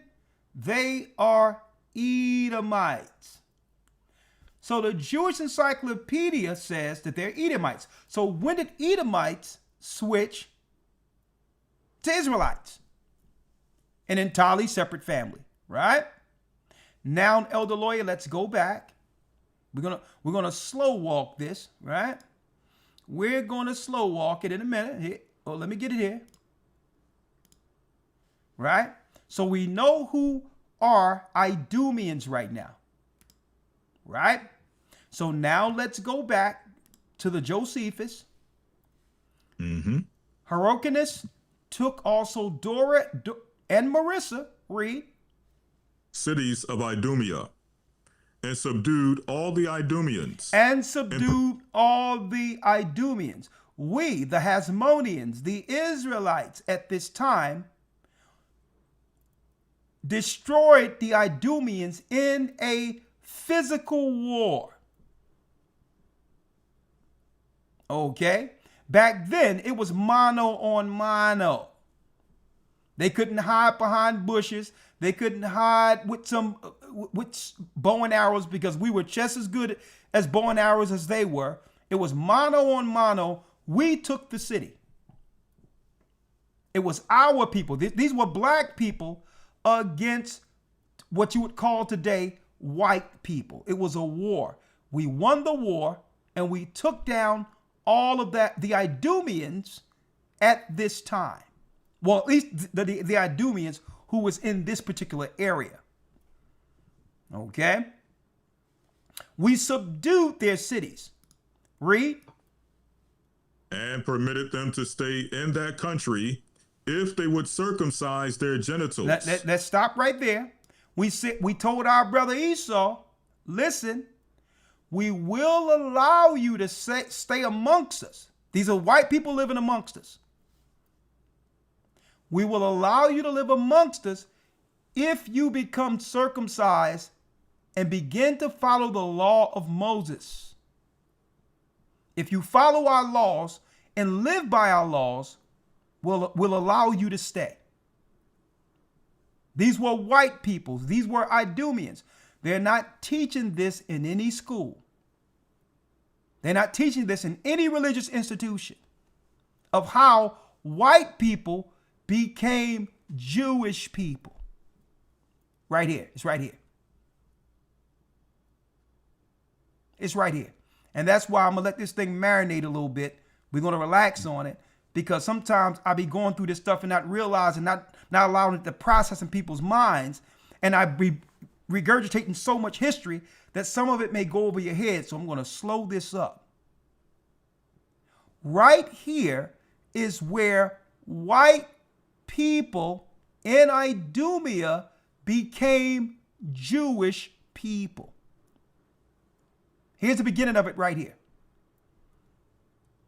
See? So we said, listen, y'all got to circumcise according to our fathers Abraham's law, which means Esau is our brother, but he's been a nemesis since our mother's womb. Okay? Why? Because there's only one birthright, but yet two children. We were fighting in the womb for that birthright. We end up getting the birthright, which sent Esau into a hissy fit. He's been living that hissy fit since back then to our present time. Okay? I'm just breaking it down in layman's terms so you can understand this particular biblical character here. He don't care what you call him as long as he is on top with power. He feels entitled to it because he feels that we slighted him out of his birthright, his blessing. He believed that he should rule. And he believed that we are responsible for his future demise, his future judgment. See this? So we said, listen, Esau, circumcise the genitals of your sons, circumcise yourself, follow our law. Read. And make use of the laws of the Jews. And follow our laws. This is where Torah comes in for white Jews, folks. They didn't have Torah. We delivered Torah to them. We delivered Torah. So it lets you know, folks, even though they warred against us, to show you how forgiven and a loving people we are. Esau always warred against us, and we still extended our homeland to them. He said, listen, you can stick around, But you're not going to be, that the homosexual stuff and all that, we ain't dealing with that. We're not dealing, you got to follow the law. Put down those bowls of chitlins. Stop eating hog maws and pig feet. We ain't dealing with that. Follow the law. See? We gave them Torah, not the other way around. And it says, make use the laws of the Jews, read. And they were so desirous of living in the country of their forefathers that they submitted to the use of circumcision and the rest of the Jewish ways of living.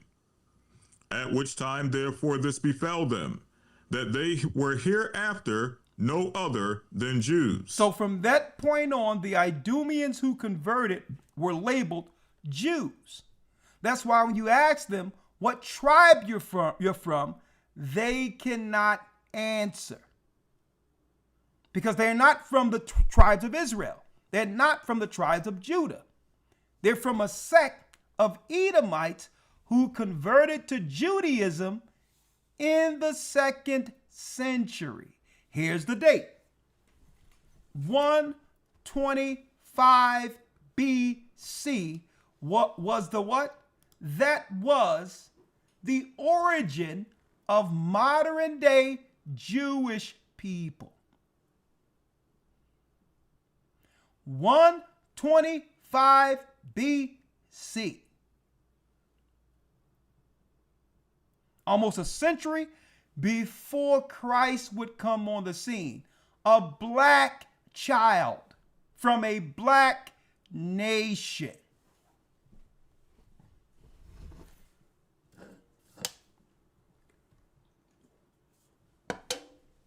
Right?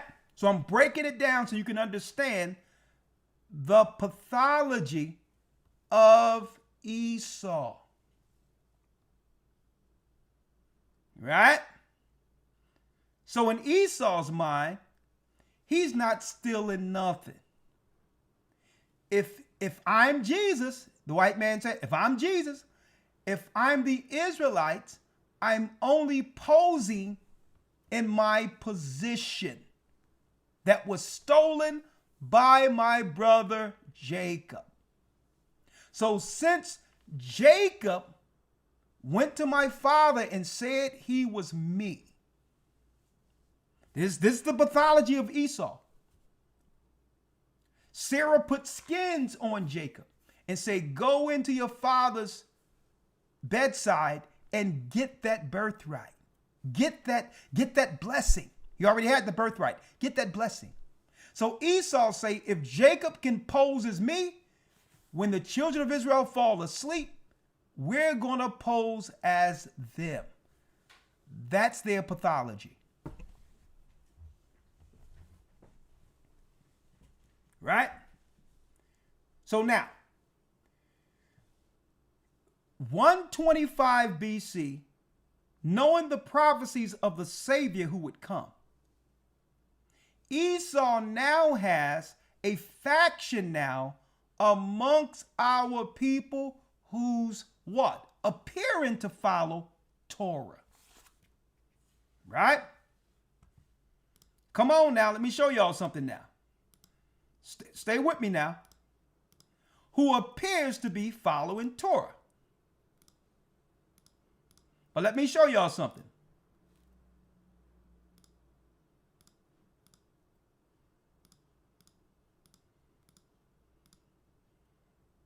Right? Now, during this time, let me put it here.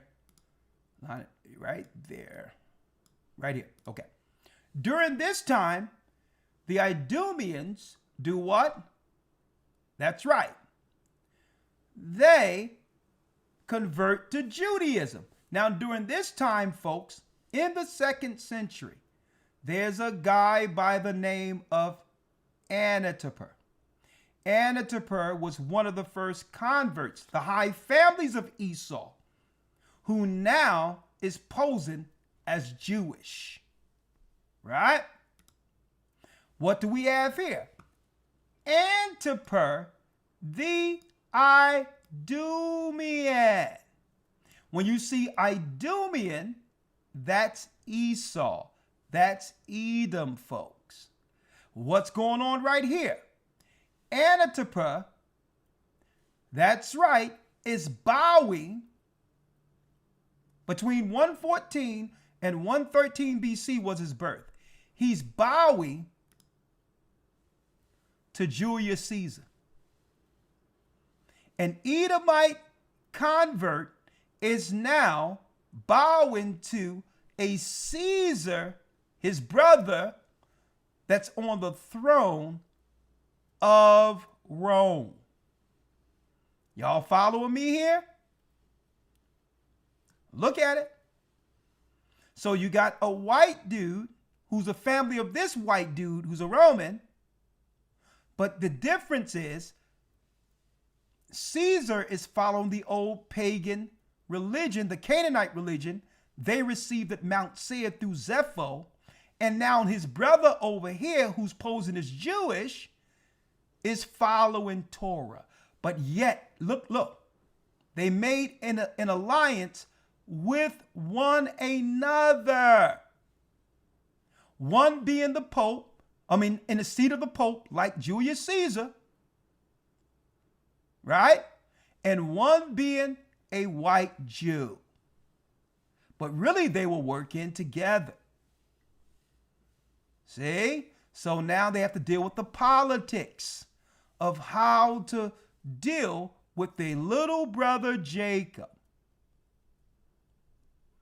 See? So what happens?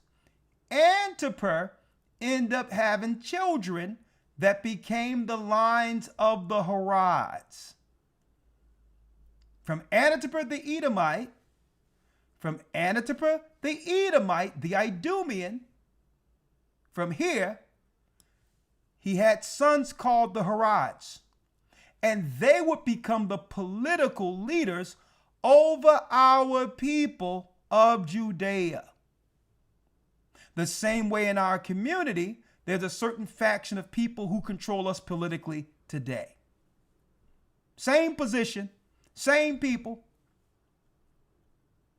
So what? So now, since they're following Torah, now they're following Torah, and because they're following Torah, they can now, folks, get in politically to represent us in Israel.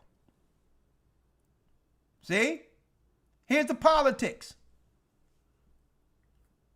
Right?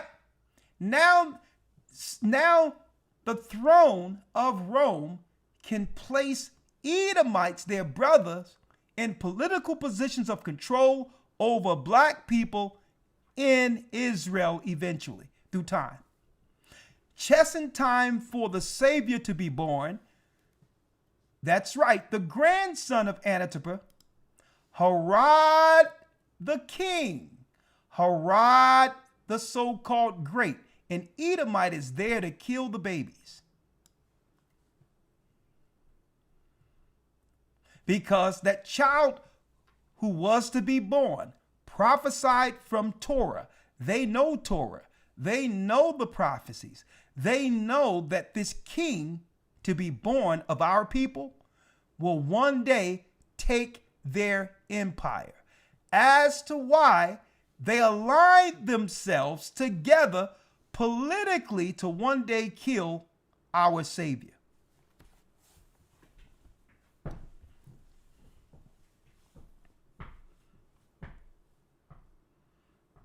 See, I'm gonna let that marinate for you a couple of more seconds. All right? Are y'all following me? So they needed to have an Edomite in place by the time Christ was born, so that now they can have the sons, even though we let them off the hook. We saved them, allowed them to coexist amongst us. If they do right, they still double-crossed us. Of course, they would get with their brother and say, hey, according to the prophecies, I'll be in position when that Christ is born, and I'll sacrifice him. I'll get rid of him. And by default, Esau would what? Keep power. They wanted Christ to be ritualistically sacrificed to their God. But Joseph was warned by an angel to take his son and Mary into Egypt, where they hid for 2 years. See? See, I'm showing you folks how this stuff works politically. So then, Christ do what he have to do. He come into the earth.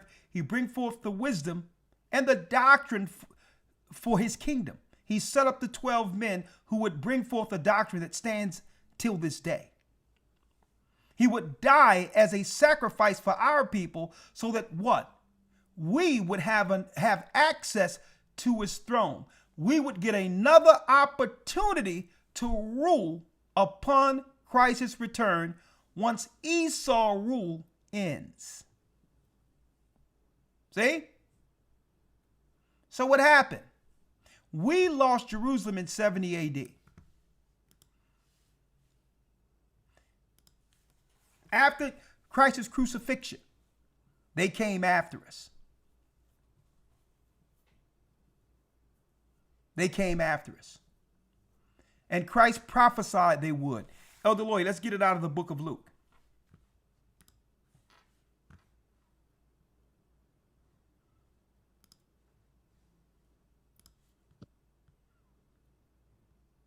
St. Luke 21, verse 20. 21 and 20, read it. And when ye shall see Jerusalem compassed with armies, then know that the desolation thereof is nigh. Christ warned us. And when you shall see Jerusalem compassed with armies, know that the desolation is nigh. What's the desolation?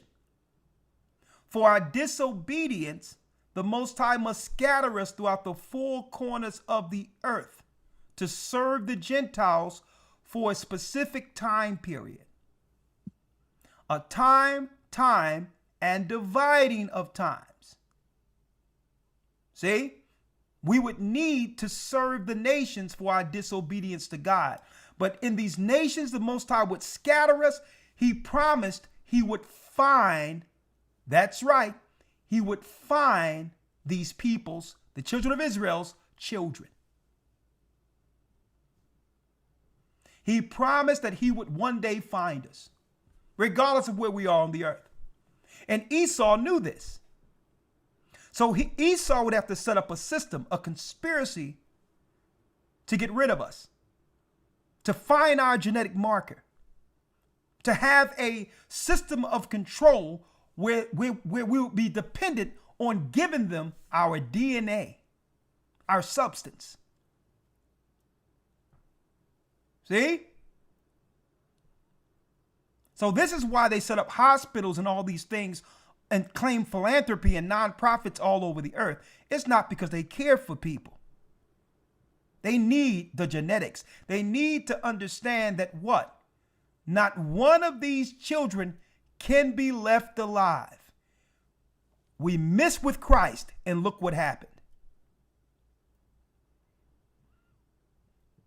See?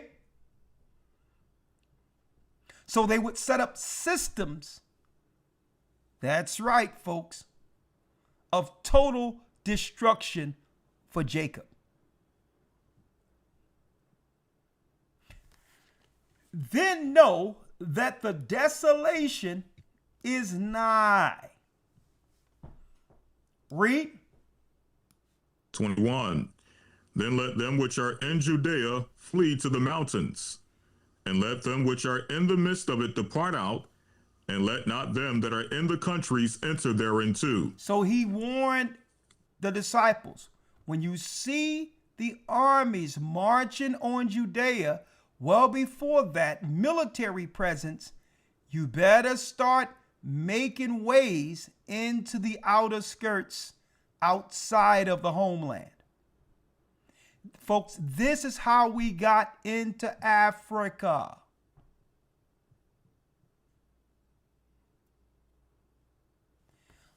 Let's go to where it says into captivity. Right here. Yes, sir. 24. 24, read. And they shall fall by the edge of the sword, and shall be led away captive into all nations. And shall be what? And shall be led away captive into all nations. So Jesus, Yeshua's people, went into slavery according to Christ's prophecies. See? So now you see why every decade, every other year, they got to continue to plaster this lie in the minds of people. What they're doing is they're covering their lies. They're covering things up. They're covering up history. They don't want us to know that we shouldn't be looking at a white person on screen or anywhere portraying our people. See? You should have seen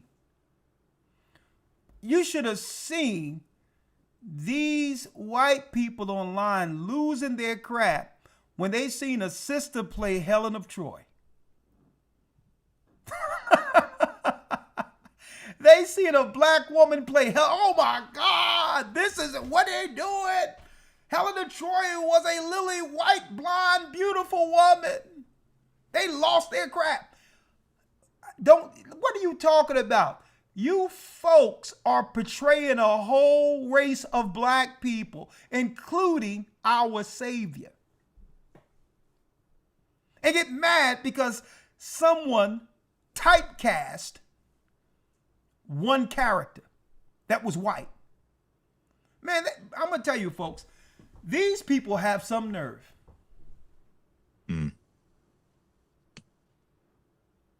They've erased a whole race of people who are black people and trying to claim these white people are the people, but get mad if one sister play a white character.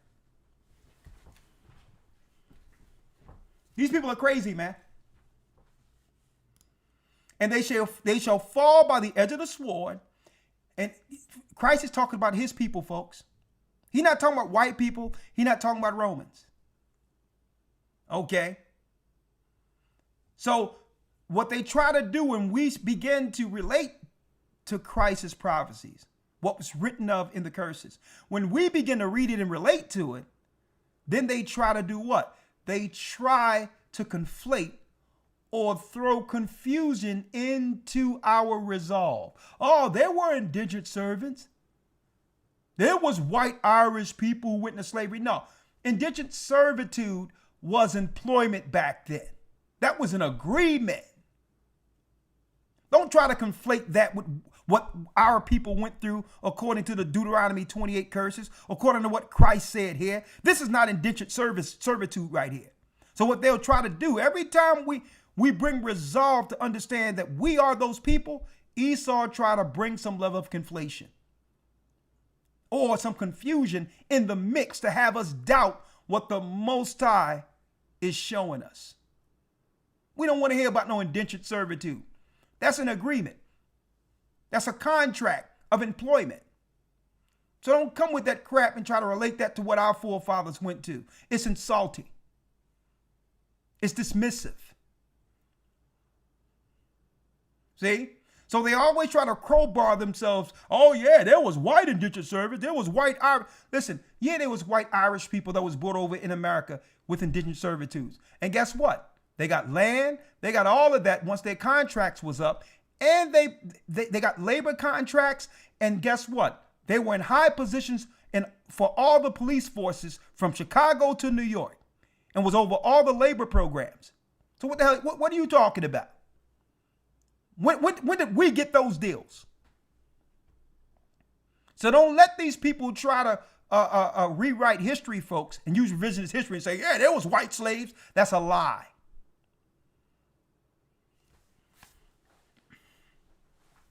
That's a lie. And they shall fall by the edge of the sword, read. And shall be led away captive into all nations, and Jerusalem shall be trodden down of the Gentiles until the time of the Gentiles be fulfilled. So if the children of Israel are being used by the Gentiles, these heathens, these non-Israelites, think about it. That means the people in the Middle East today, including Palestinians, are not the people.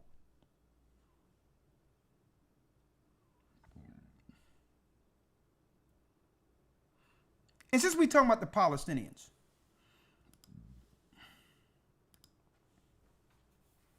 see, and this is where we break down what? Politics and prophecy, and bring a correct perspective to what's going on in the earth, folks.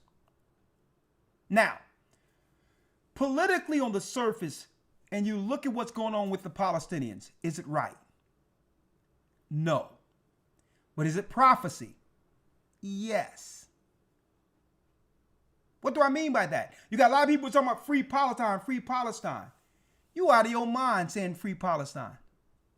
Because if you know history, the Palestinians, the same people over there, and the Jordanians, Moab and Ammon, conspired against us and wouldn't let us into their cities while the Romans slaughtered us. Everything you see that Esau is doing to the Palestinians now, it was done to us in 70 AD. No one liked to see children die and all that, folks. But the Bible, God is not mocked. Galatians 6 and 7. Whatsoever you sow, you shall reap.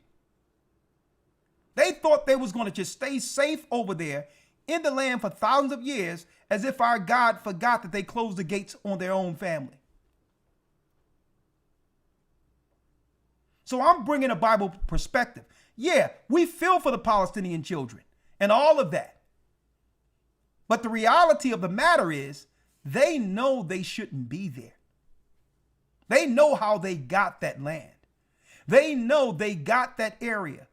The Jordanians, as well as the Palestinians, are for the blood of their family. We were coming to the gates and asking our cousins, Moab and Lot, Moab and Ammon, the Palestinians, they would have been the Palestinians today. Please let us through. You're the children of Lot. We're the sons of Abraham. The Romans are trying to kill us. And they conspired with the Romans and locked the gates on us. We were slaughtered. We were screaming. Our babies were torn apart. Everything you see going on with the Palestinians today, they did that on steroids against us. No one is talking about it.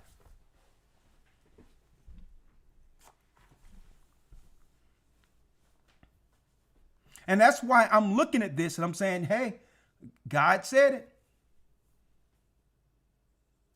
He said, I will not forget the children of Lot who did this.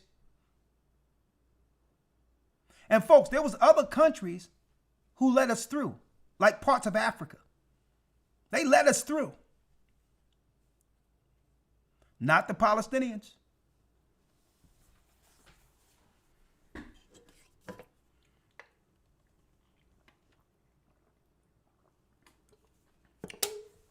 Yeah. So what you see right now, according to the heavens, is, hey, you did this to my people. I warned you not to do this to my people. And then you went into the land posing as my people. And now Esau is saying, well, listen, Esau is over there saying, hey, my brother is in captivity. So I have more right to this land than you do.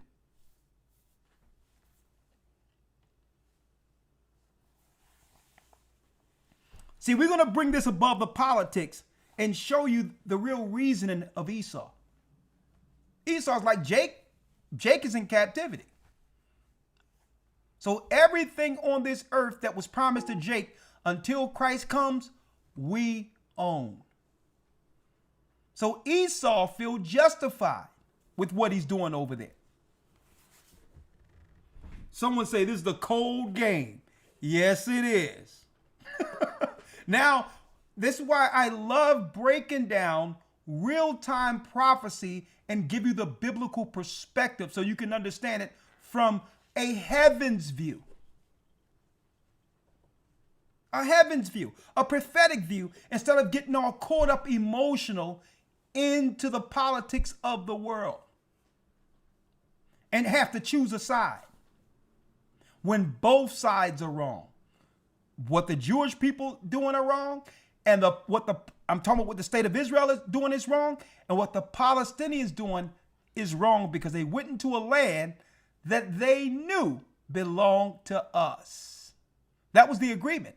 Esau would let them in to hold place until he revisit them later.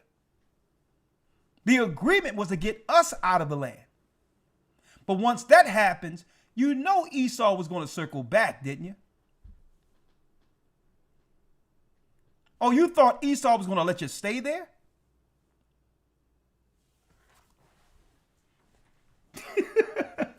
Huh?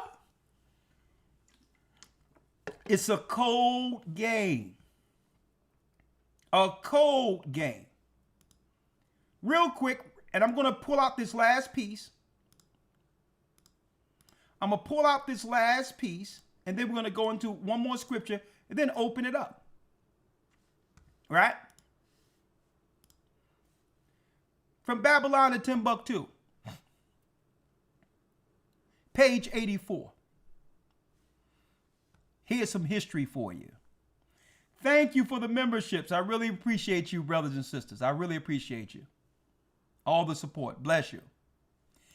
In the year 65 BC, the Roman armies under General Pompey captured Jerusalem. In 70 AD, General Vespasian and his son Titus put an end to the Jew state with great slaughter. During the period of the military governors of Palestine, many outrages and atrocities were committed against the residue of the people. During the period from Pompey to Julius, it has been estimated that over 1 million Jews fled into Africa. Boom! This is how Judah, Benjamin, and Levi from who? Judea, the southern part of Israel. This is how we got into different parts of Africa. West Africa, South Africa. This is how we got there. We fled there. These are the people who took heed to Christ's prophecy.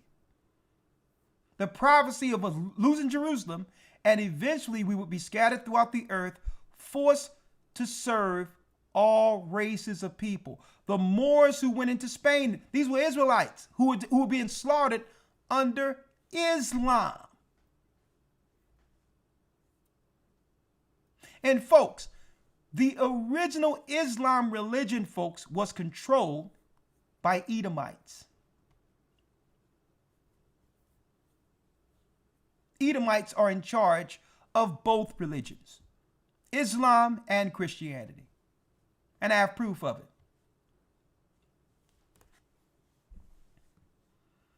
And that's why they play two sides against the middle. That's why our people shouldn't be modern day Christians, and we darn sure shouldn't be Muslims. Because at least being a Christian, you can find Christ using the Bible.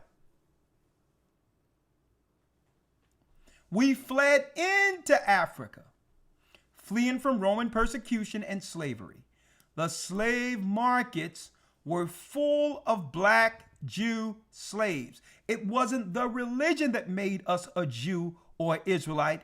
It was being from, through bloodline, one of the 12 tribes of Israel is what made us from the stock of Israelites. It have nothing to do with what religion you follow. There's people out there who don't believe the Bible at all, but their bloodline goes right back to Jacob. That's right. Goes right back to Jacob, the 12 sons of Israel. So it's not what you believe that makes you an Israelite. It's your bloodline. And that's why they're so interested in our DNA.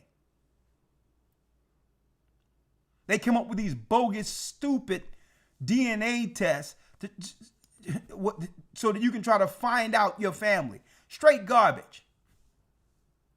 23andMe and all of that. Folks, that was a DNA grab. Okay?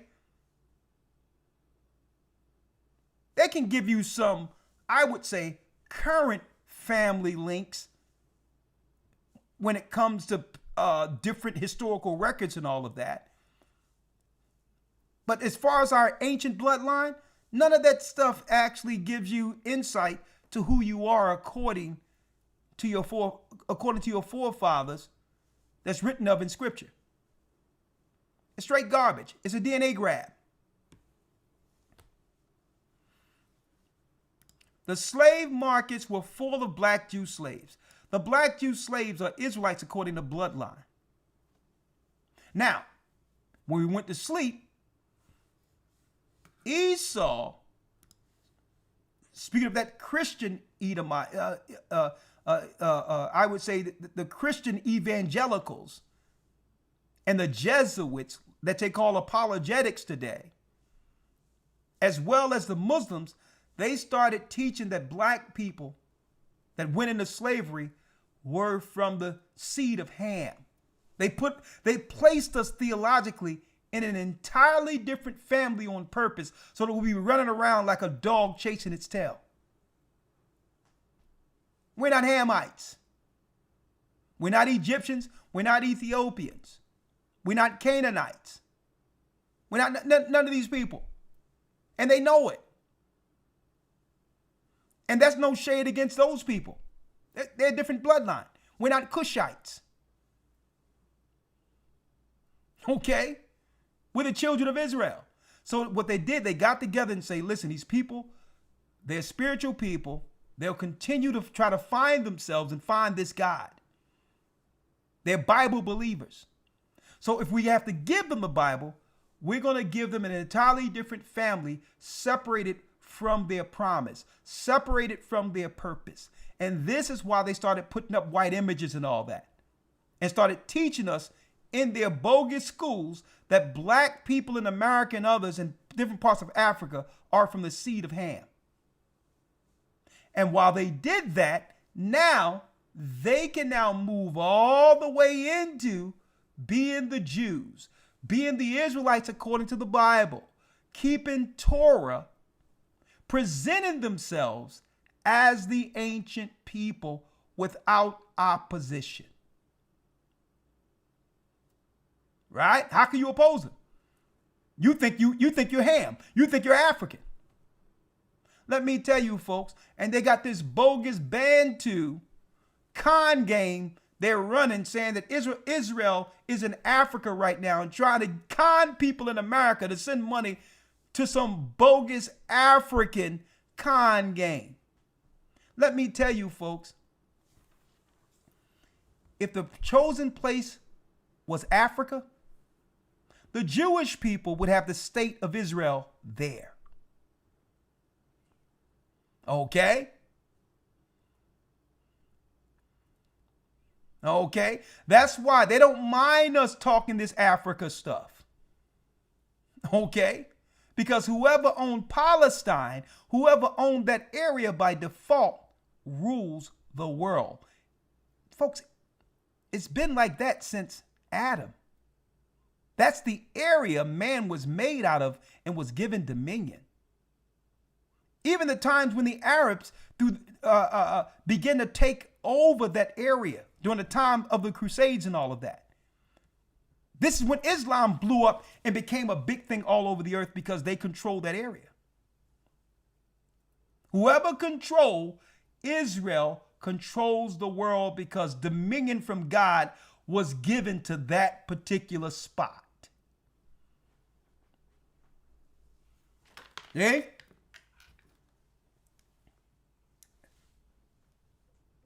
Those are the spiritual rules. So these people trying to con some people into, and guess what? They're straight cons over in Africa, folks. There is no promised land in Africa. That's a con.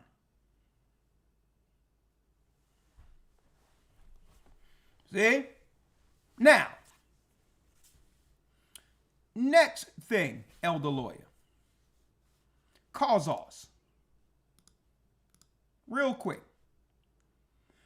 Khazars. Let's go there real quick. Because some people are lying. Well, they're not lying. They're confused. Because white people are claiming Khazaria, modern day jewelry called Khazars. Let me get it here. You got some people out there who believe that the Jewish people they believe the Jewish people, let me get it here, are Japhet, which is another misnomer. Just because it says Ashkenazi in Genesis 10.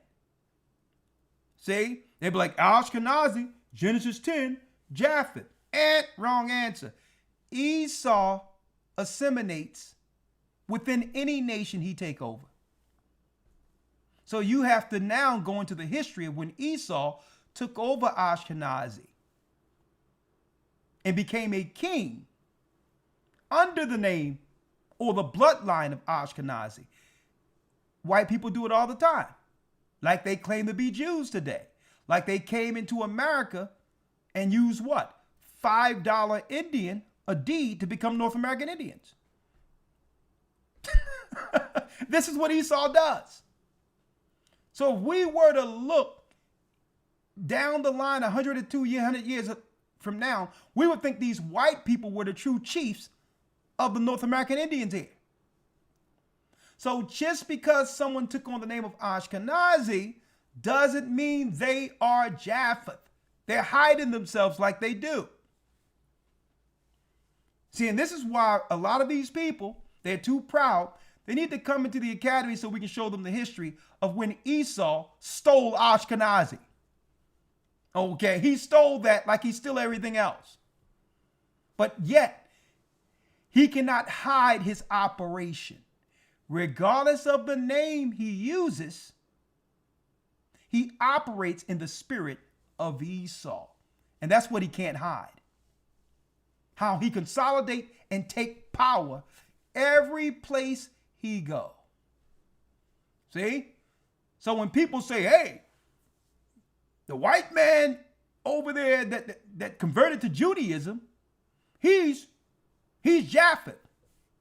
Folks, they're late to the party. Esau don't care what you call him as long as he's in charge. The only way to expose Esau is to name him. See? Not identify him. That's right. You can't identify him under the titles he's claimed. He gets away like that. Now, Khazar. Jewish Encyclopedia. Khazars. A people of Turkish origin whose life and history are interwoven with the very beginning of the history of the Jews of Russia. Now, how did the Jews of Russia get into Russia? The Romans. See? So you have to understand what happened with Hyrcanus first in the 2nd century. How they wanted to be there to kill Christ in the 1st century. See?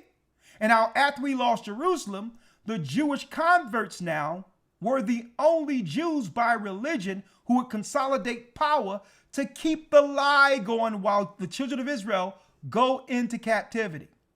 And while we're going into the captivity, Esau is being distributed into all these different areas under Judaism, including Eastern Europe.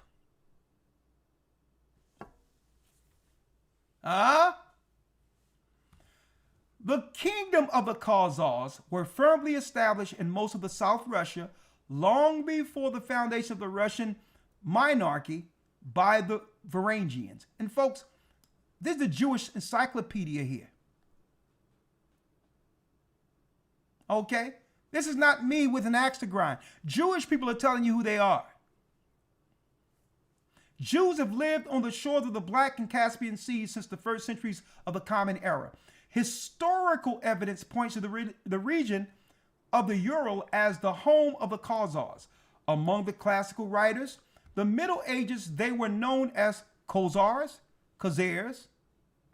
Atkazars, Atkatars, and in the Russian chronicles as Kwelisis or Urgi Bailayi. Listen to this, y'all. Listen to this. The Armenian writers of the 5th and following centuries furnish ample information concerning this people. Moses of Karim refers to the invasion of the Khazars of Armenia and Iberia at the beginning of the 3rd century. The Kagan was the king of the north, the rulers of the Khazars, and the queen was the Shaton. Listen to this. History of Armenia 357. Right? Let me go straight to it. Right here. The Khazars first came to Armenia from Basilians in 198. In the 2nd century, folks. So these are Edomites moving around. Though at first repulsed, they subsequently, afterwards, became important factors in the Armenian history for a period of 800 years, driven onward by the nomadic tribes of the steppes and by their own desire for plunder and revenge. That's Esau for you, folks. They made frequent invasions into Armenia. The latter country was made the battleground in the long struggle between Romans and Persians. So, folks, when you do the research, Esau is mixed all in the midst of this, being gifted through the sword. So the Khazars, folks, are Edomites. They went in through invasion. The modern day Turkish people who are Muslim folks are Edomites. They control Islam and Christianity. And don't forget the picture I showed you earlier. It doesn't matter their religion. They are politically aligned to control our people and keep the conspiracy going. Whether it's a white convert that's an Edomite as a Jew here, or a white Christian pagan. See that? Now, of course, I can't go into the whole history lesson on this tonight, but again, this is why we're done with this garbage right here. We're finished with it. Talking about the chosen. We are the chosen people of God. We're the children of Israel, folks. The Bible says we're the chosen. Deuteronomy 7 and 6, Deuteronomy 10 and 15, Deuteronomy 28, which says we would go into captivity if we break God's law. It goes into what would happen if we're favored by God by keeping the law, folks. And I'm going to tell you, crime is down. Our people are getting back on code with the Almighty. And you see how everything is changing for us, for our people, for the better, while the whole world has gone mad into chaos. It's because God's people have begun to follow the law again, folks. So now Esau is putting the pedal to the metal and say, listen, let's give them another Jesus story showing imposters as Jesus Christ. Fair use.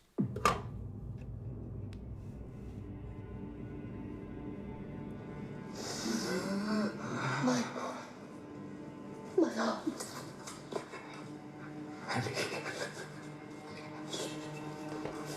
From his hand, his hands, his feet, sorrow folks, do y'all notice that the so-called Jesus Christ they have is wearing a Roman toga? When he came to fulfill the law. Where's his fringes? Borders of blues. You notice they got him looking like a Roman because these are Romans, folks. But I'm done with it. No more white Jesus productions. And I'm going to tell you, folks, if our people don't support this, it will totally tank. We're tired of promoting the lie. We're tired of it. We're sick and tired of it. Let me check something out real quick, Elder Lawyer. Yes, sir. If you don't mind, I got one precept off of what you just stated. Yeah, what you got? Yes, sir. Off the back of you stating that this guy is dressed like a Roman. Well, according to the Bible, you'll find out that the Romans in ancient time made a clear distinction between themselves and our forefathers. It says here in the book of Acts 16, I'll start in verse 20. Let me grab it for you. Acts 15.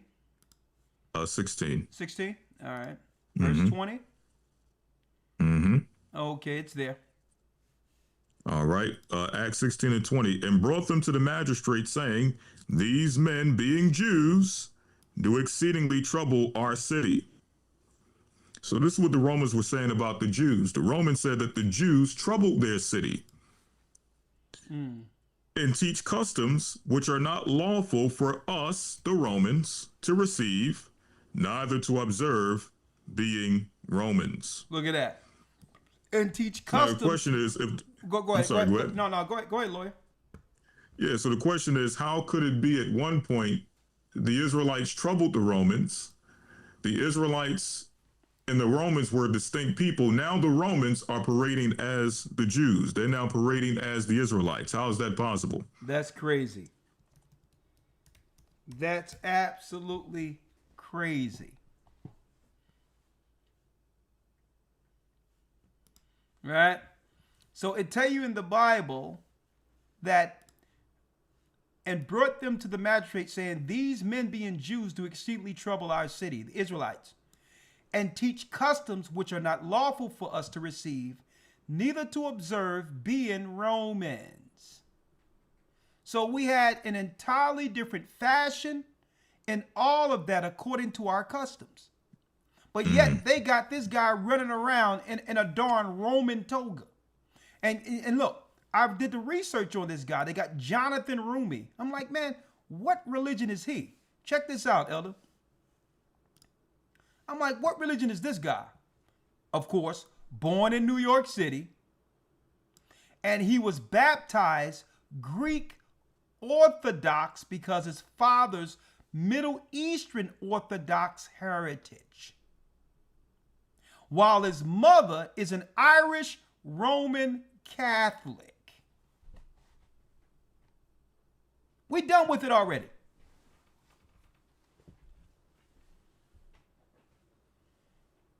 We are done with it.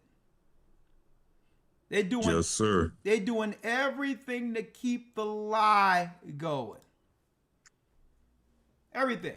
I grew up one day, we sitting there on the corner debating some Christians and all that. And the white guy came up and was like, hey, have you ever been to Greece? Have you ever been overseas? I'm like, what are you talking about, man? Jesus was olive. I'm like, what do you mean he was olive? What, a black olive? He was Middle Eastern. He can be anything but us, folks. They'll make up a color. Oh, it doesn't matter what color. He can be pink, green, yellow. It only matters, folks. It only doesn't matter when the true people claims Christ. As long as they put up a white image, guess what? It don't matter. He could be whoever he want, right? They'll keep him white. They'll say he's olive. But soon as we claim him, that's when it doesn't matter. Well, if it doesn't matter, why aren't y'all pushing back against these white productions that you know is a lie? You know that you are the Romans. You know that you're the people who tried to kill Christ. Christ died, or he was murdered under a Jew, not under a Jew, under a Roman capital punishment. It was your people, the Romans, who killed our forefathers in Jerusalem, that led us to flee for our lives. So the same people who killed us, the same people who killed our Christ, is now, I'm supposed to sit here and cry and have this emotional, dramatic production concerning my people you killed?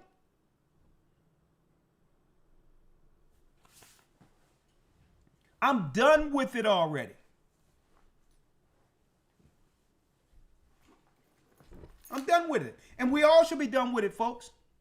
Talking about the chosen. You want to know who the chosen? You're looking at them. We're the children of Israel, baby. We back. And guess what? 2nd Ezra 13 and 39 of the Apocrypha show you how the other 10 tribes got here. So that song that you hear when our broadcast comes on, folks, it's a history lesson. It's a history lesson.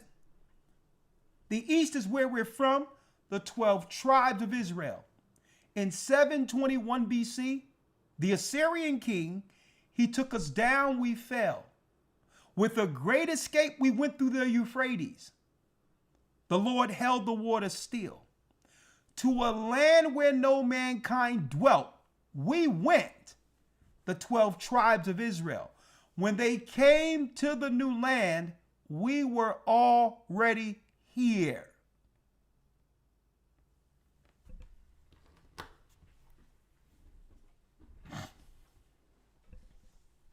And I'm going to tell y'all this. And us breaking this down, it doesn't make us racist, because we loved Jesus. We loved Christ even more than some of these other people who look like him.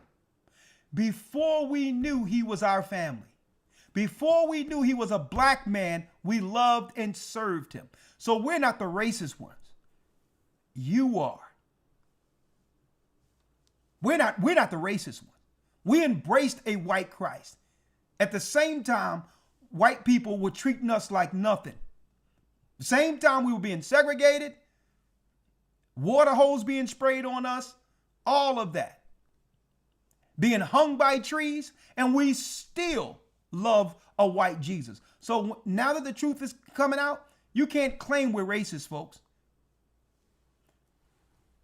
And guess what? Them showing these productions as white people, when everyone know the truth now, I'm going to tell you right now, brothers and sisters, it proves that they're the racist ones. They're racist. They're going to hold on to a lie until a black man crack that atmosphere and will never admit the truth, in fear of what it means for how they're viewed, their power and or reverence. They'll just hold on to a lie, folks. And one thing about Esau, he'll never apologize for it either. So don't come to us and claim that now that we know the truth, it makes us racist. No, the racist people are the people who keep holding on to the lie. There's proof out there. Look at all the proof I gave y'all today. Get the books. Again, look at this guy. Folks, his bust is still in France till this day. Cesar Borgia, the white dude who slept with his sister Lucretia. Second son of Alexander, the sixth Pope of Rome. He was also prophesied out of Wisdom of Solomon, the 14th chapter. A fake image of the Son of God will be put in the earth. Here he is. Huh? The proof is right in front of you, but yet they all cease to admit it. And they will claim, I'm racist for pointing out this. That I'm supposed to continue in the lie and lie to my people concerning who's the Lord and Savior, according to the Bible. And this is an actual guy, folks, within that has a sinister past connected to the popes and all of that. And guess what? Look. 1938, Sarah Bradford, Life and Times of Cesar Borgia. Same guy, the poisoner, the criminal. 1958, they wrote another book about him, Triptych of Poisoners, Jean Plady.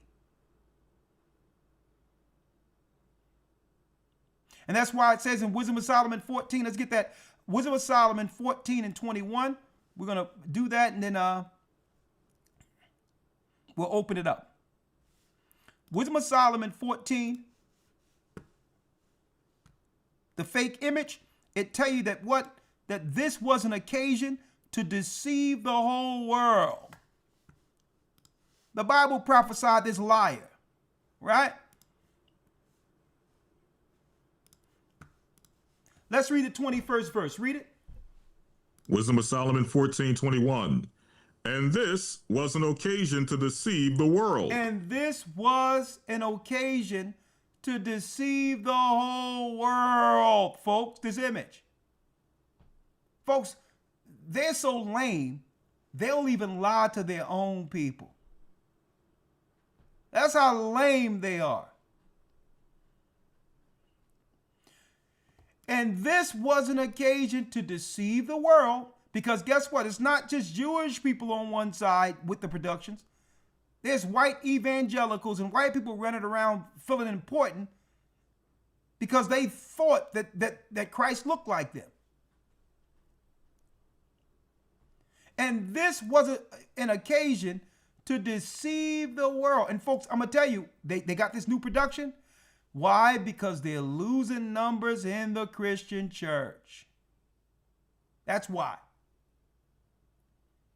So now they think that they're going to throw some more money in some productions through propaganda, and it's going to pump the numbers up and people are going to run back. Now, the church is over, folks. And I'm going to tell you what they did in America.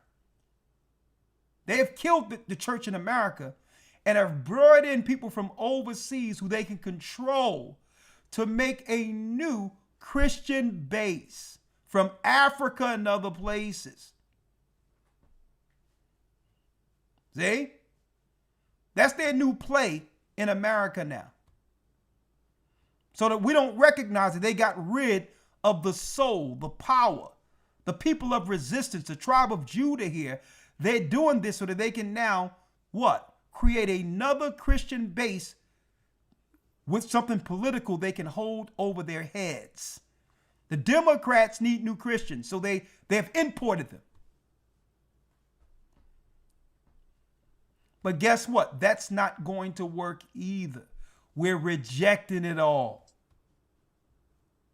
We see their play, how they're financing. It's Democrats and all that. They're financing these African pastors and all that are coming in. We see them. And no one is asking, well, where did the black pastors go?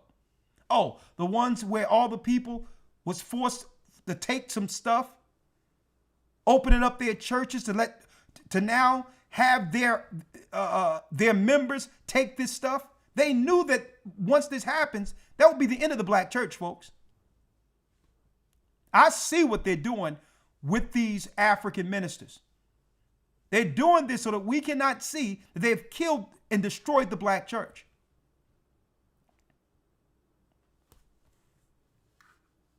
And this was an occasion to deceive the world. And how do you know that it's a play what they're doing politically? By having these black pastors from Africa and all that come over here. Look at all the help that's needed in Africa. Why aren't they there helping the people? See? It's politics. The Democrats and all these others have brought them over because the black church was the political and religious resistance against power here. But now that they can import the pastors from over there, they can hold what? Immigration over their heads and say, listen, you do what I say, boy. You go out there and run out there with this black Jesus. Or this white Jesus. Or What we can do is we can make you a power speaker. We can make you one of these power speakers and all of this, right? And right in the veins of the 2000s and all that. We see what they're doing. But it's not going to work. It's not going to work. Because they're trying to galvanize our people within it. And guess what? Our people are waking up. And this was an occasion to deceive the whole world. Read. For men serving either calamity or tyranny did ascribe unto stones and stocks the incommunicable name. And guess what? In Wisdom of Solomon 14, it talks about a fake image. A fake image they would put up as a god. Let's go straight there, where it says that what? Where it says the visage. Let's go. Yes, sir. Verse number 15. 15, read it. Or 17, Salakia. 17, whom men could not honor in presence because they dwelt far off. It says whom men could not honor in presence. Right? So, because why? They knew that this guy was a criminal back in Europe. They took what? They took the counterfeit of his visage from far. They took a fake face from Europe. A fake image of Jesus or Christ from Europe. Folks, it was prophesied out of the wisdom books that they would do this. They took the counterfeit of his visage, fake face. Visage means face. Read. From far. And made an express image of a king whom they honored. And they made an express image of a king whom they honored. Rodrigo Borgia was his father. Cesar Borgia was the son. Read. To the end that by this, their forwardness, they might flatter him that was absent, as if he were present. As if he was present. So when they took us over, the children of Israel, when they begin to colonize us in America, Africa, and all of that, folks, they would leave an express image of these criminals of Europe. So then after you conquer the people, you'll put up the image and say, bow to our kings now. We're your kings. We're your lords. This is how it first began. And once they were able to control a few generations, they started doing it, with a little soft touch now. Now that the people have taken in this false image, they could now try to what? Now make it feasible, digestible. So they'll give you this nice looking character, with sad eyes, who wouldn't hurt a fly, who love all people. But these people were monsters. Read their books.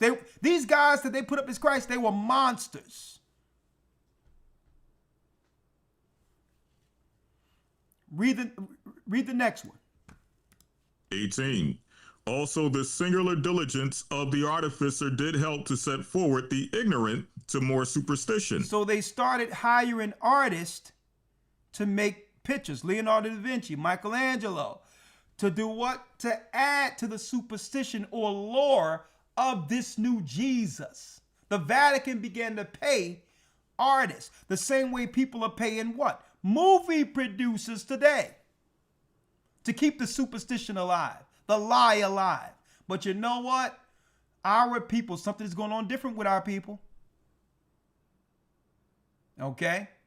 We're not taking the bait anymore. We're done with it already. After Obama and after the jab, if our people listen or follow anything they're saying going forward, you get what you get.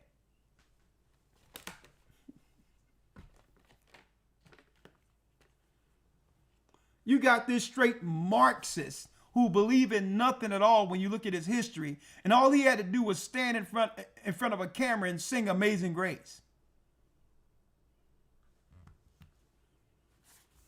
We're done with it already. Here they go again.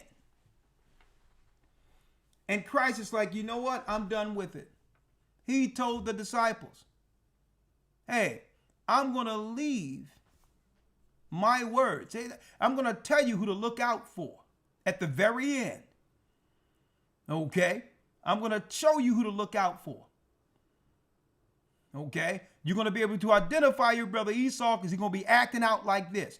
Let's go to Revelations 2 and 9. Let's read that real quick.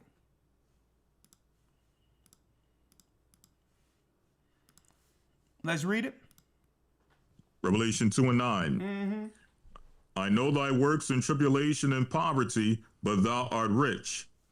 And I know the blasphemy of them which say they are Jews and are not, but are the synagogue of Satan. He says, the Lord says he know our works. He know the hell we're going through. He know the systematic poverty that Esau has placed us under. Christ see it. It's systematic, folks. It says, but thou art rich. Folks, they cannot take the rich spirit the Most High has blessed us with. It runs through our veins as the chosen. They cannot take that away. And I know the blasphemy of them which say they are Jews. Now, you know it's not talking about us because we didn't know that we were the Israelites. Right? It's talking about people who come in the door pronouncing themselves as such, who wear it as a brand, who wear it as an ethnicity. See?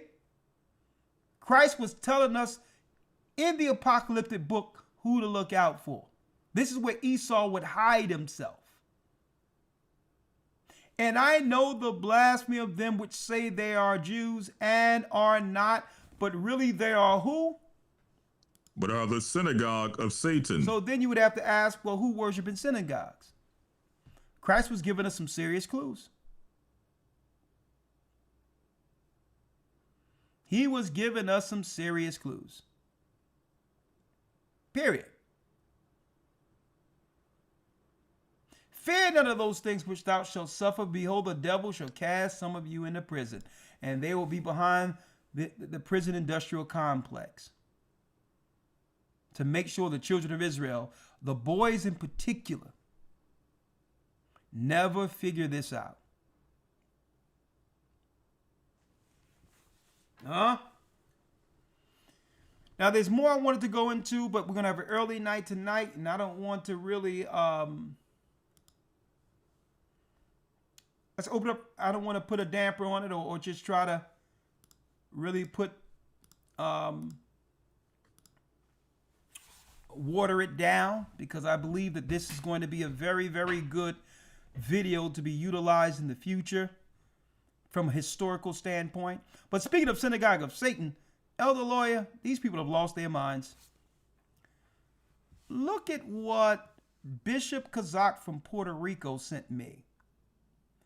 This is what the Church of Satan in Puerto Rico is seeking to celebrate.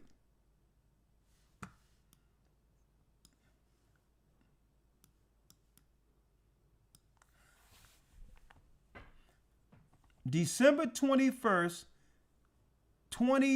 October 21st, 2031, they want to light up the capital of Puerto Rico. The Satanists want to all come together and celebrate at the capital.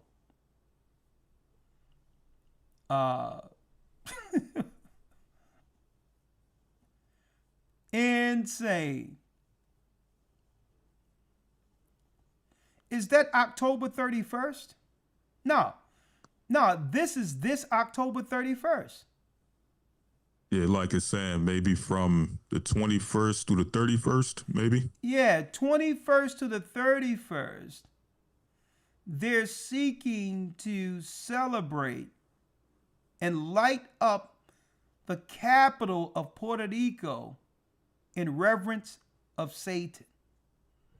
folks, the Marxist, satanic, and guess what? Albert Pike said that at the very end, Satan is gonna just come from behind the veil, and the world will readily accept him. That he was the God they were worshiping the whole time. So here it is, the Catholic God the whole time.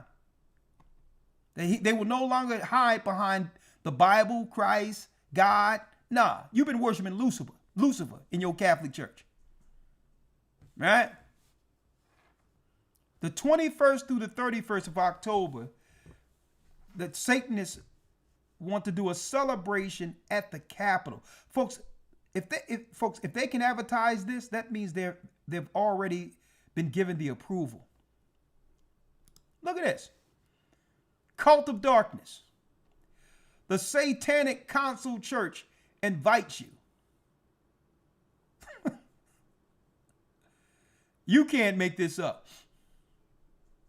In front of the Capitol in Puerto Rico. And folks, what I'm saying, because of the awakening, folks, I'm going to tell you, they are throwing everything at the wall at this point. Aren't hiding anything. And folks, doesn't this look eerily similar? Because the Satanist was able to do this under Obama.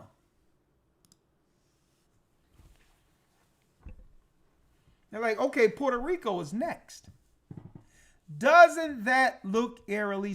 It was really a satanic takeover, folks, under Obama. That's what it was. See? Now they moved over to Puerto Rico. The Baphomet is transgender, folks. Male and female. Look up the Baphomet. So it's really the same thing, but it's more overt. This was more covert. Satanists actually proclaiming their takeover of the United States. Right? Right? That was Obama, who couldn't do nothing for our people. Right? I'm a president for all people. And no soon as he was on his last term, hey, let the disco ball down. That's right. That's right. A big disco ball came down, and its raining men came on. I'm a president for all people, and the Republicans are trying to, to push back. Hold up, Obama. Right now, y'all have the Senate. Y'all have Congress. Right? You have the White House. There's no Republicans that can resist you. Anything you want to do for black people, he could have did the second term because Democrats was running all branches of power. He said, yeah, I got something for you. All right. Your son should have a gay friend. Yeah. He said that too. You don't know the sensitivities of a boy unless he has gay friends. Right? Come on in to the party. Right? So, hey, they're about to do it over there. Hey, it's over, folks. The Marxists have taken over, and the only way we can win is to take shelter under Christ's protection. Be baptized, receive the gift of the Holy Spirit, follow God's law, and come together while there's time. Right? The Satanists they're not hiding no more. Right? Anything you have to say, Elder Lawya, before bringing others in? No, sir. Let's open it up. All right. 445-888-27559. Is my man Bishop you still in the hizzy, huh? You still in the house, young man? I'm still here hanging, yes sir. Yeah, talk to me. You have anything to say, young man? Absolutely. You know what? Usually I don't. Absolutely. Come on in. Right? So, like, according to Genesis, based on what you were showing with the video with this white Jesus they're showing in this new whatever publication they're showing, right? Yeah. In Genesis 25, it says, when the boys grew up, right, Esau was a cunning hunter. It didn't say he was just a hunter. It said cunning, right? So I texted you a definition of cunning according to the Cambridge Dictionary, Okay, let me read it. right? Yes, sir. It read right there where it says cunning and it says C2. It's the first thing in bold. Okay, 1 second. Let me pull it up for you, all right? Yes, sir. Let's see.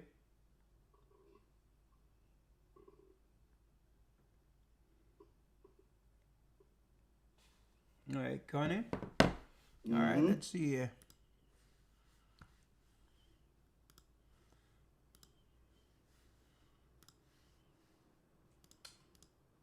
All right, cunning. Let me read it here. Yes, sir. And I have it on the screen so they all can see it also from the Cambridge. It Yes, says, sir. all right, cunning. Let's see. Right here. Yep. Cunning. It says, cunning people are good at planning something so that they get what they want, especially by tricking other people, or things that are cleverly made for a particular purpose. Right. That's So deep. with all that particular programming and things that they flooded throughout the years, that's the way that Esau really overcomes. When you read in Revelation 12, right, it tells you that serpent, that dragon, threw out a flood of lies, right? That flood that overcame or tried to overcome, the remnant of the Most High seed, that woman's seed, right?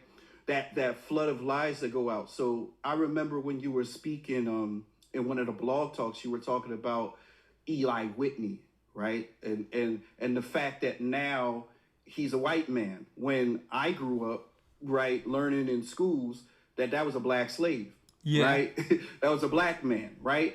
But if you look at the articles, they're all coming out. I looked at some of the dates of the new articles. This is all 2020, 2021, 2022. So why wasn't this something that they were publicating in the 80s and the 90s? Because now it's time to just flood it with all types of confusion, like Baruch said, all those things mix and mingle in the end, right? Even when you look at now, they're deeming the things that we knew that were truth as what you would call the quote unquote Mandela effect or things like that. And I know that we had spoke on it a while back, and believe it or not, it's a sorcerer or sorceress. It's a woman that created the name of the Mandela effect. She's a paranormalist, and really what her study was to consult the other side. So long story short, all the things that we know to be true, they're now being and I want to air quote, but whitewashed to a certain extent, or changed from what it is, because the truth is the truth. And to go to a Matrix reference you use, it's like what Morpheus was saying, where you have to free your mind. If you go for some of it, you'll fall for all of it, right? Because what we're dealing with now is the truth, like you just did an hour and a half, almost 2 hour broadcast, right? And it's undeniable, unequivocal truth. You can't refute it. You can't change it. That's why when you look up, you do a Google search for the book Russian Icons. You brought that out years ago, right? On the streets, right? The book is like now 5,000, 15,000, 10,000. You can't buy a cheap Russian icon. There's no such thing, right? So well, I better put mine in the vault. Where is it? right. so those books that were brought out are priceless. And once that truth is out there, like for instance, I was looking up the textbooks that were saying Eli Whitney was a black man. You can't.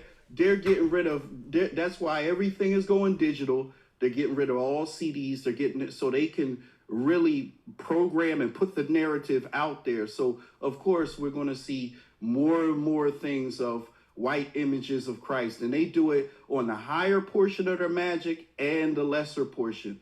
I like to joke with the kids in the church, and I'm like, well, when I was growing up, Captain Marvel was a man. If you Google Captain Marvel, it's all a woman, right? And everything now is flipping. So you can't tell the newer generation the way it was without them really coming under the understanding of the Most High. And that's why it's key for them to be in the broadcast. It's key for them to be in the school. It's key for them because all the history, all the images, is all being changed.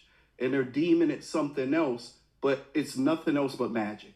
That's all it is. Oh, that's cold. I yield. Okay.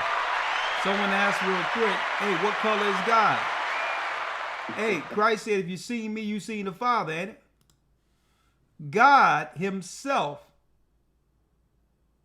is black. If he present himself brown on the throne, right? Like Father, like Son. How do you know this? Well, great question. Even the angels, even though they can present under any ethnicity, any race before man, when they before the throne, they're brown like us.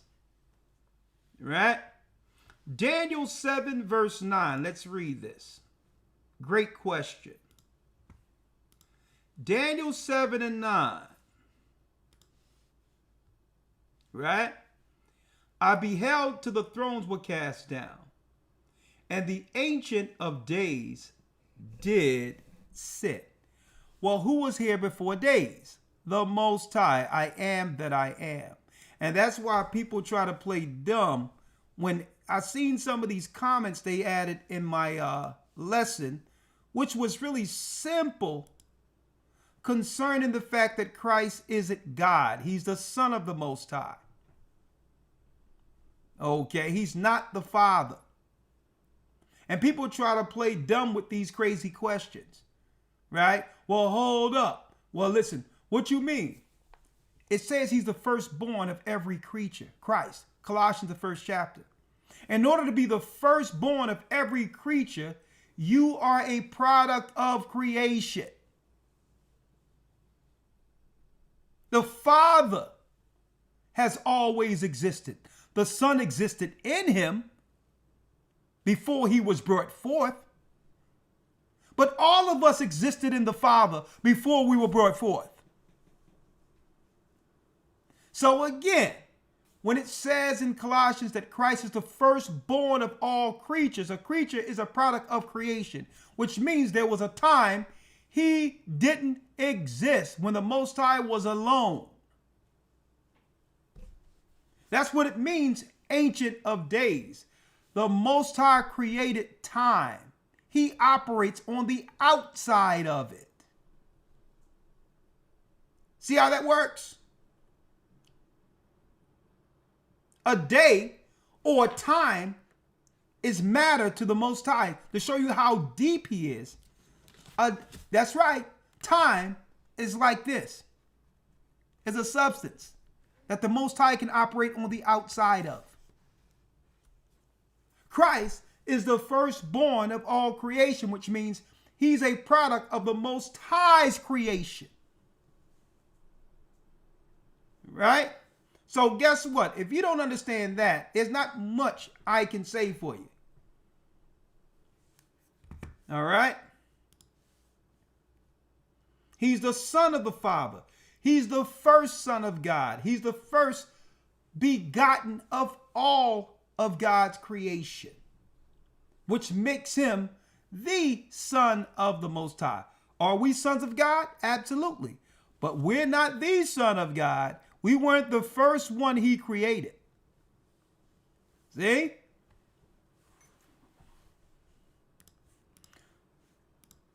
I beheld till the thrones were cast down, and the Ancient of Days did sit, whose garment was white as snow, and the hair of his hair, this is the Most High, the Ancient of Days, this is not Christ. Now, how do we know this is not Christ? Because Christ was brought to the Ancient of Days. Christ was taken to him. His head was like the pure wool. Y'all see that?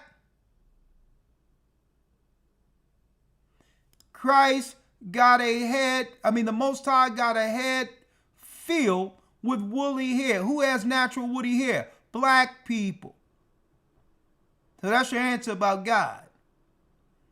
Right? So Christ was brought to the Ancient of Days. Who's the Ancient of Days? The Most High. 445-888-2759. And I'm going to tell you something right now, young man, Amar. Man, what's up with that background? That thing is hitting something hard. Working in the background, I got some things for you that I got. Man, what you got? What you got, man? You had to put me down on some of this stuff. I'm sitting there. I'm still nailing backdrops to a wall. Like what? I mean, you got splashes of gold behind you. I'm like, but you know what? Sometimes the simple stuff work because I just like to be able to listen. I just like to do this Bible. But hey, man, what a great program! I have to talk to you about that. Yes, sir. Super bad. And yeah, and we got to talk soon because we got to see how you want to frame coming on GOCC Media, probably on Mondays or something, brother. You know what I mean? And dropping some things we need you to drop. I've been preparing. There you go. We're gonna be talking about that. Yeah. All right. Who we got? Somebody calling. Let me see who we got here. 701 area code. Talk to me. Shalom, Elder. How are you today? I am blessed by the best. Your name? His name is Ahia. My name is D'Artagnan Smith. D'Artagnan Smith. Man, what a regal name, D'Artagnan. I mean, you got to think about that, Lawya. You walk up back in the day. What's your name? you want to know it? You throw that cape to the back. I'm D'Artagnan. Tell him the sword fight. You know what I mean? You hurt the game. You hurt the game with that name. Lord have mercy. And I'm gonna tell you, boy, you better be lucky you didn't grow up where I lived at. Okay. D'Artagnan Smith, and you raise your hand, man. Let me tell you, you have to transfer schools where I come from, man. We've been asking you, where's your sword? Where's the other musketeers at? What's going on? But talk to me, D'Artagnan. I have been waiting for this lesson for months. You said you've been waiting for this lesson for months? Months. Yeah, hey man, let me tell you, the Most High does it when he do it, right? But why? What in particular? When that movie Troy came out, and you were talking about how everybody was losing their mind over Helen of Troy being portrayed by a black woman. Yeah. Ancient Troy wasn't just a myth. What mythology means is the spoken histories of a people. But you know who ancient Troy was? Those were the Hittites. Nope. Yeah. Nope. I got proof that the Spartans were Danites. Okay. So when you see that story of Troy, you're going to see it entirely different based on some history I'm going to drop very soon. Are you in the academy? I've been in the academy. I'm not in this current one. Okay. Well, I'll tell you what. After I teach it in the academy, I'm going to teach it out here in front of everybody. So you'll get it soon. But I drop new history and all that. Believe it or not, when it comes to the legend of Troy, that goes right back to some of the Danites were there. Well, there's a difference between Troy and 300. 300 had Leonidas and the Spartans fighting against the Persians. Yep. Troy is when Greece and the Odyssey and Odysseus, all of that went down, which was a different point. Yeah. I think, you're right, because I believe, but I was talking about the Spartans. But really, if they're going back to Troy, Odyssey is really pre-flood. Well, this is what I've learned, and I can present you the research. Okay. What you got? Talk to me. The Trojans were Hittites. Okay. I'm gonna write it down because I'm not gonna deny what you're saying because it could be something to it. So, Oh, there definitely is. okay. You said who's the Hittites? Trojans. Okay, I'm gonna look into it now. Now, what type of history you have to prove that? What type of research do I have? Yeah, what type of historical references you have to prove that the Trojans were Hittites? And I'm not challenging you. It's the first it's the first I've heard that. You can look it up on Wikipedia, because this is how I was talking with AI, trying to figure out like why you keep bringing you talking to him again, huh? Well, of course. I'm just messing with you. I tell you, man, I try to stay as much away from AI as possible and get real books. If you got some cameras around here, because I'm gonna tell you, AI's job also is to twist reality and give you an alternative. Some of the stuff they say is true, but other things it intertwines and creates revisionist history to keep people going in the circle. I've seen that. But go ahead. But I'm not going to discount it because a lot of things. But some people swear by AI as a shortcut, not understanding that AI things were programmed into AI. Where he'll give. I've seen. Oh, matter of fact, there's proof that AI lies to people too. I understand that. Okay, but still, they might be true right here. I try to stay away from it. But go ahead. So I'm going to look into that, regardless of that, because I'm going to look at the references and see if there's some hard books on what you're saying. But go on. So when Troy fell, King Aeneas from Troy fled from Troy and went into Italy. Okay. Now, this Hittite who fled from Troy into Italy, he settled on this hill 12 miles southeast of the Seven Hills of Rome and started a city called Alba Longa. Okay, then let's talk about that real quick.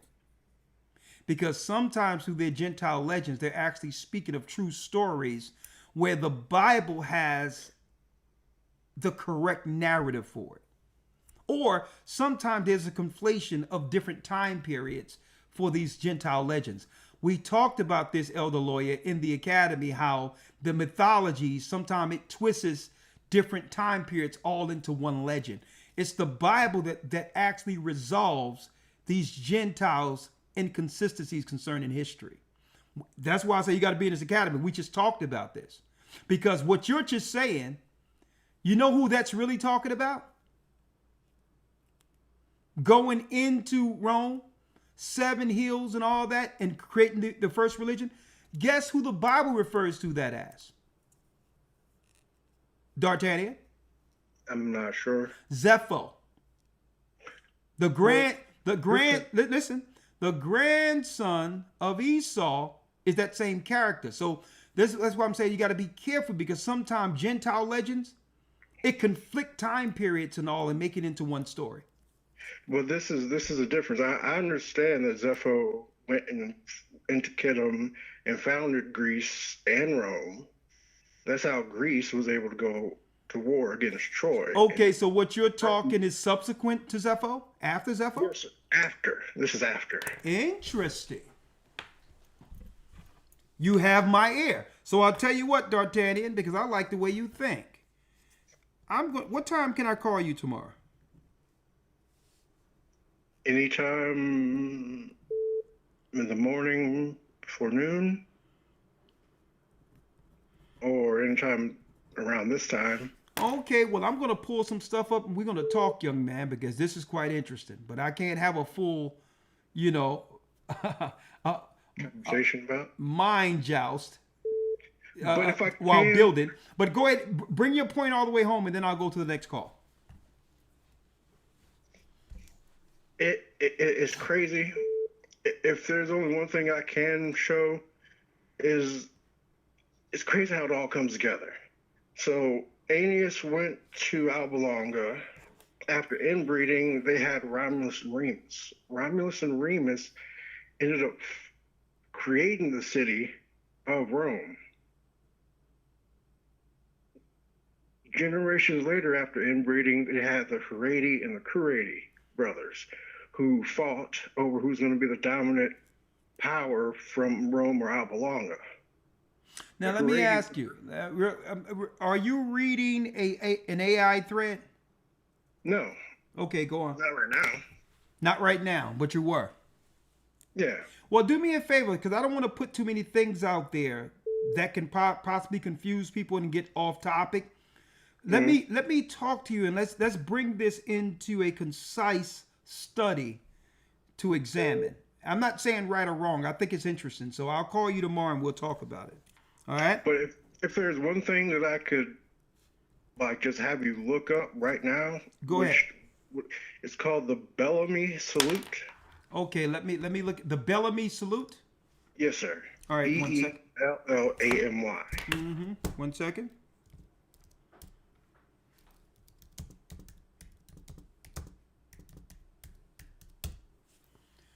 Okay, the Bellamy Salute was a hand gesture used by the Americans while reciting the Pledge of Allegiance. You talking about when they put the right hand over their heart? This is where it gets crazy and you can go to the Wikipedia page and it'll show you the picture. I see it. Of American children. I'm looking at it. Do you see where the time frame is? The time frame for the Bellamy Salute is what, 1941. Interesting. But when did it start? It was like 1892. 1892 to 1942. So from the time of the Civil War, we being let out of slavery, they were doing that salute up until World War II. And then it was placed on the Nazis. So they were doing that. Oh, you talking about the Heil Hitler, the Nazi Heil Hitler thing? Yeah, if you think about that, they were doing that here in America during Civil War, Jim Crow, all the way up until World War II started. Man, they was tripping. So how did this bring us around? You went from the Hittites to the 7 Hills of Rome to the Bellamy Salute. Is there a common thread here, or? So with the Haredi and the Caredi brothers, that's where the oath of the Haredi comes from. And that's that, if you look up the oath of the Haredi, that's where that salute comes from. And it was the war between Rome and Alba Longa. Oh, so what you're saying in a nutshell, this could be an Edomite signature in plain sight. It's exactly what that means. And the Haredi, that's the Roman dialect of the word Hatti, H-A-T-T-I, in which in the Canaanite language, that means Hittite. Okay. Well, brother, interesting stuff. And because they do a lot of secret ceremonies and rites right in front of us that we probably, don't know, but it means something like nefarious against us. So I'll tell you what. Let me call you tomorrow so we can talk about it. Okay? Yes, sir. My brother D'Artagnan. He's quite interesting. Very, very, very interesting stuff right there. All right, we have Byron Connor coming up in there. And all praise be to the Most High. A very, very informative class. And I can't wait to this weekend. The memorial blowing of the trumpets, boy. Man, I tell you what, Elder Lawya, this particular tabernacles, I'm so looking forward to. Yes, sir. Yes, indeed. I'm so looking forward to it. Byron Connor, talk to me. Shalom, sir. I'm from the Chicago body, and I've been wondering if it would ever be possible. Do you think that maybe we could do a men's gathering where maybe we have all the men of the Gathering of Christ Church get together and discuss different aspects, maybe go over scripture, health, finances, or anything of that nature, possibly in the future? You're talking about a GOCC Mel Summit. Yes, sir. Exactly what I was thinking. Yes, sir. Brother, it's on the docket. Yes, sir. All praises. It's on the docket. And you know what? There's going to be, we have a place of our own to be able to do it. Yes, sir. All praises to the Most High. Thank Right. you for taking my call. My brother. Yes, sir. And it's Shalom. already, we're going to do it. We're going to have a male summit where we could not only just go over scriptures and converse and get connected to one another, but also what I'm trying to do is, we can have seminars and certain talks concerning, okay, maybe someone is good with teaching our brothers finance, Yes, sir. leadership, and all these other things, networking, so that we can help each other establish businesses and all of that outside of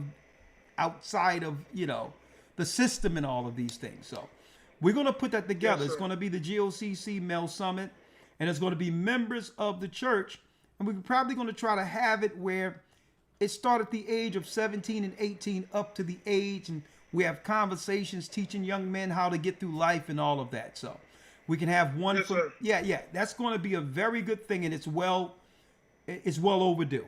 But guess what? It's time now, right? Yeah. Yes, sir. It took us a while to actually organize and get the church to where it needs to be, and now, the Most High have done His moving and shaking to the point where now we can now go into nation building. So we need to have those conversations. But just like it is, like again, when we have these conversations and put it out there, it's about constructive building. When people sir. come, we're not coming with problems. We're coming with, here's my brick, here's my understanding, and here's what I can contribute to help build the kingdom.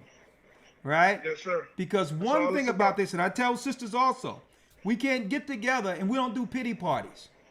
Okay? Yes, sir. When we get together as men, it's about building. All Yes, right? sir. So as long as All our praise. mind is towards leaving there, galvanized to do the work and bring brick to get the work done, hey, it's no better time than now.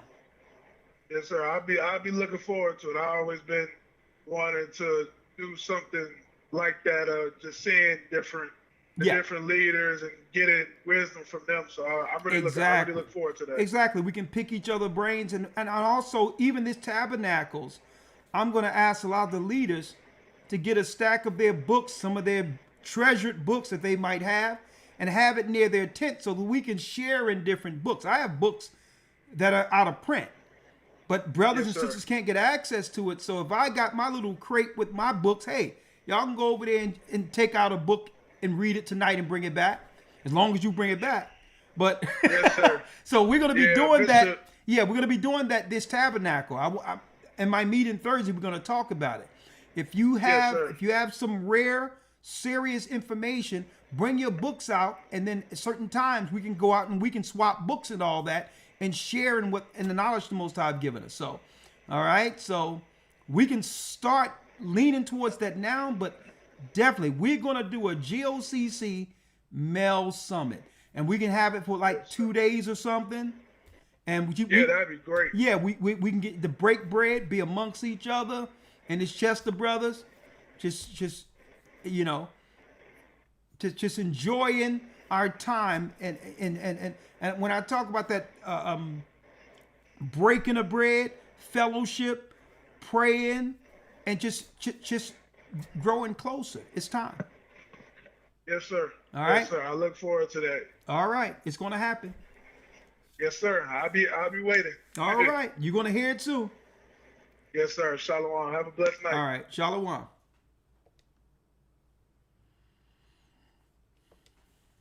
Okay, 832 area code, talk to me. 832. Yes, hi. How you doing today? I am blessed by the best, and his name is Ahia. How are you? I'm the same, Elder. I'm the same. Thank you for asking. I just have a really quick question, please. Yes, ma'am. Okay, so my niece attends the Houston Body, and so I've been tuning in here maybe for like about 6 months now. I watch online. Okay. But about 2 weeks ago, there was something said, and I just need a little edification on that, if possible. No problem. You want something Okay. edified. What was said and who said it? Yes, sir. So, it was said by the elder of the Houston body. I don't quite remember elder's name. Oh, you talking I about do Rawchaa? apologize. Rawchaa over Houston? Yes. Okay, Yes. okay. What did he say? Okay, so he said that when Christ returns, he's going to be coming out of the water. And there was only one scripture. I don't remember. I have to pull out my book. Oh, again. no. He's not going to be coming out of the water. No? No. Okay, how is Christ gonna be returning? He's Elder? coming on a cloud every eye should see. Okay. Can you please give me some precepts? Okay, I'm going to give it to please? you right now in Revelation. I got it. Revelation 1:7. Revelation 1 and 7. Hold on. I'm going to have it so Lawya can hear it. I guess he was going into the scripture in the Apocrypha when it talks about the man of the sea coming out of the water against Edom.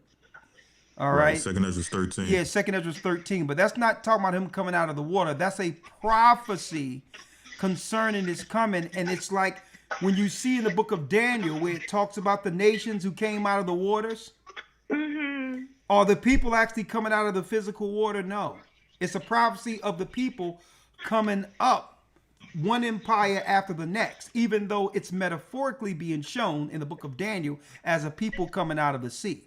Alexander the Great didn't come out of the sea, even though he came out of the waters. The lion came out of the waters. The bear came out of the waters. The leopard came out of the waters, which is Alexander. But did Alexander come from the sea? No. So if he said that, he's going to have to correct that, because no, that ain't what that's talking about. Or he could have been teaching that coming out of the sea from the book of Esdras, and you took it as if he was coming out of the sea. Right? So I'm just saying, I'm not going to, because I don't know exactly what's said, but I'm correcting it on each part. If he did say that, he can correct that, because that's not so. Okay? Yes, or you could have heard it like that with him bringing it out of the scriptures and thought he meant that. But this is why I'm glad you called. Either way, it gets straightened out right now, right? Yes, sir. Okay, hold on. Let's see here. Let me put it up so that Elder Lawya can read it. This is how Christ is coming, okay? Yes, sir. Oh, Revelation 1. Right? Mm-hmm. And let's go to 1 and 9. Let me grab it. 1 and 7. 1 and 7. Elder Lawya, also read Acts that. 1. Revelation 1:7. Hold up. Let me make sure she can hear you. 1 second. Studio display.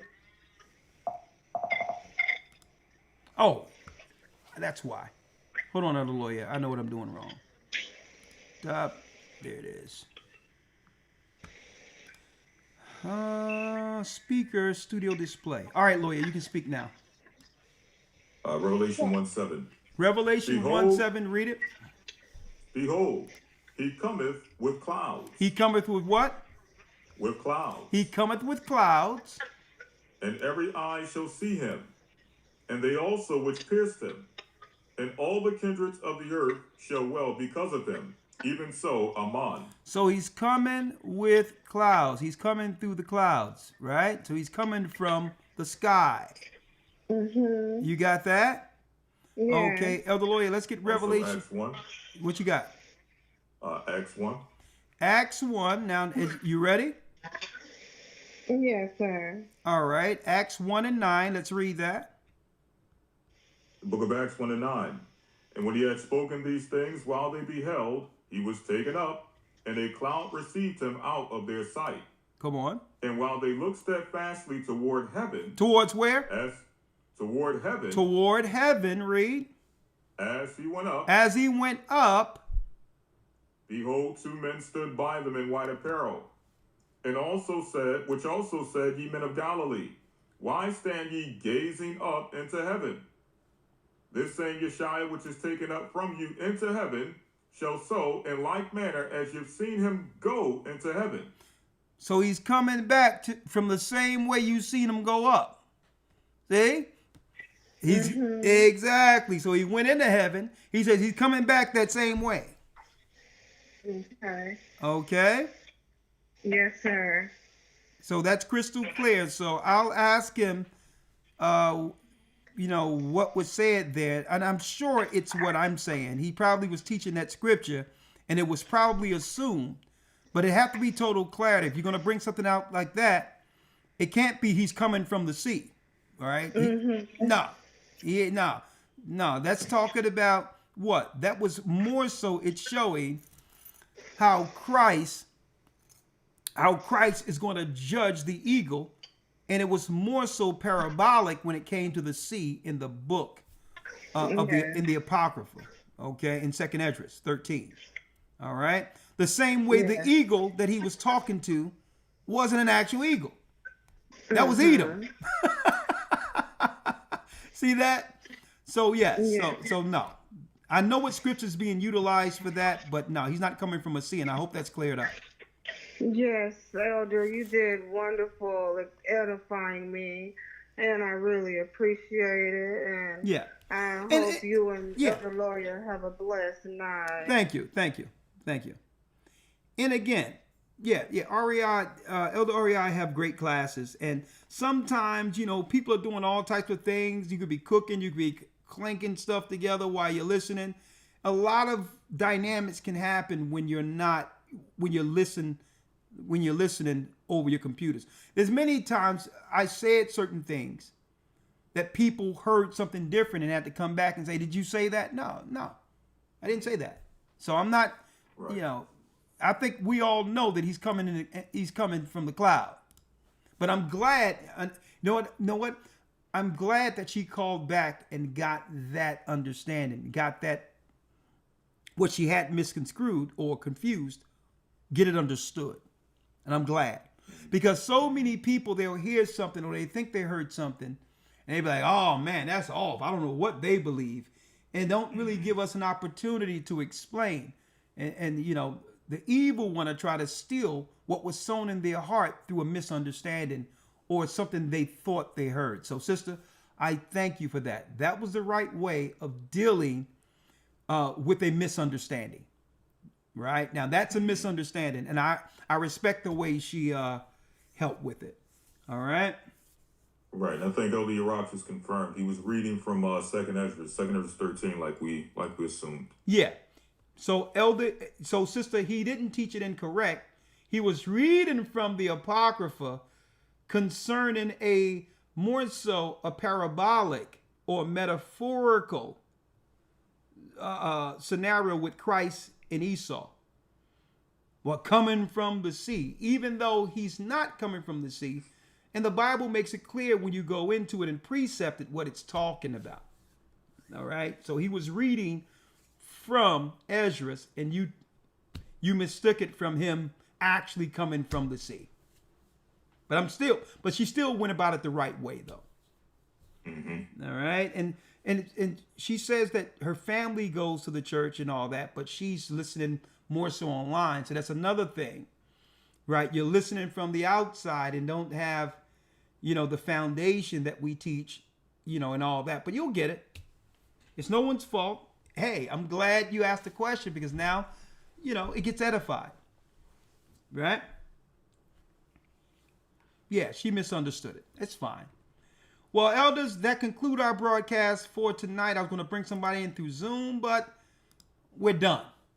All right. And please, Esau, we are tired of the Edomite productions. All right. The cat's out of the bag. Edomites, white people are Romans. Okay. All right. Let me hold your hand as I talk to you here, Esau. I'm going to hold your hand. All right, little baby. Stop. I got that from my sister's boy. They know how to cook you while talking to you too. They let me hold your hand stuff. Well, only our sisters can hit them with that one. God. Let me hold your hand while I totally just take your soul. Okay. No, Esau. We're not going for it no more, okay? Get used to it. The Israelites have always been what you called so-called black people. Christ, the same. God on the throne, the same. It doesn't take away from you, Esau. Right now, this is your world. Enjoy it, because it's all you got left. So if you want to play make-believe with a white Christ, it's on you. But we're not watching it anymore. All right? Let me hold your hand. and let me tell you, we are the children of Israel, and yes, let me mix it. Wiggy, wiggy, wiggy, wiggy, we are back.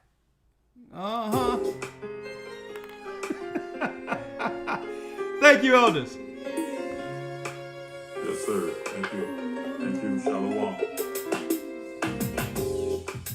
The East is where we're from. The 12 tribes of Israel. Got the shoulders going for you. 721 BC.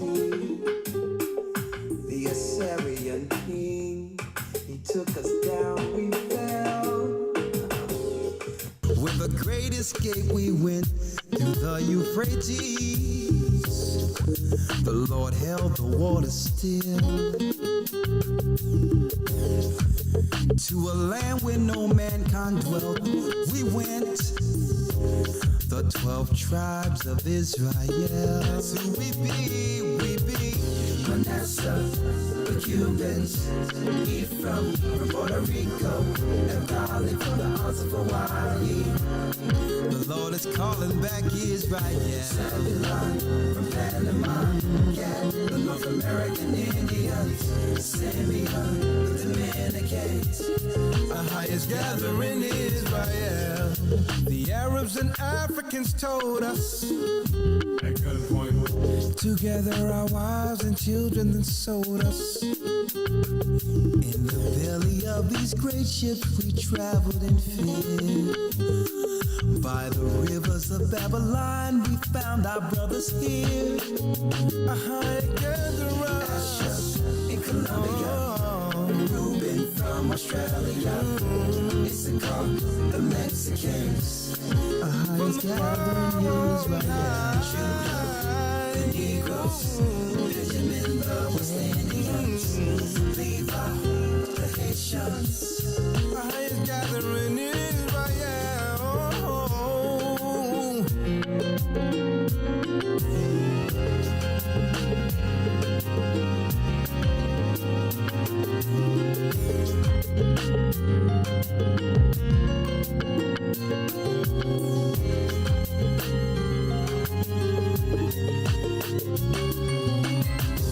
Asher in Colombia, Reuben from Australia, Issachar, the Mexicans. That's who we be, Judah, the Negroes, Benjamin, the West Indians, Levi, the Haitians, Manasseh, the Cubans, Ephraim from Puerto Rico, and Valley from the Isles of Hawaii. The Lord is calling back Israel. Zebulon from Panama, Gad, the North American Indians, Simeon, the Dominicans, our highest gathering Israel.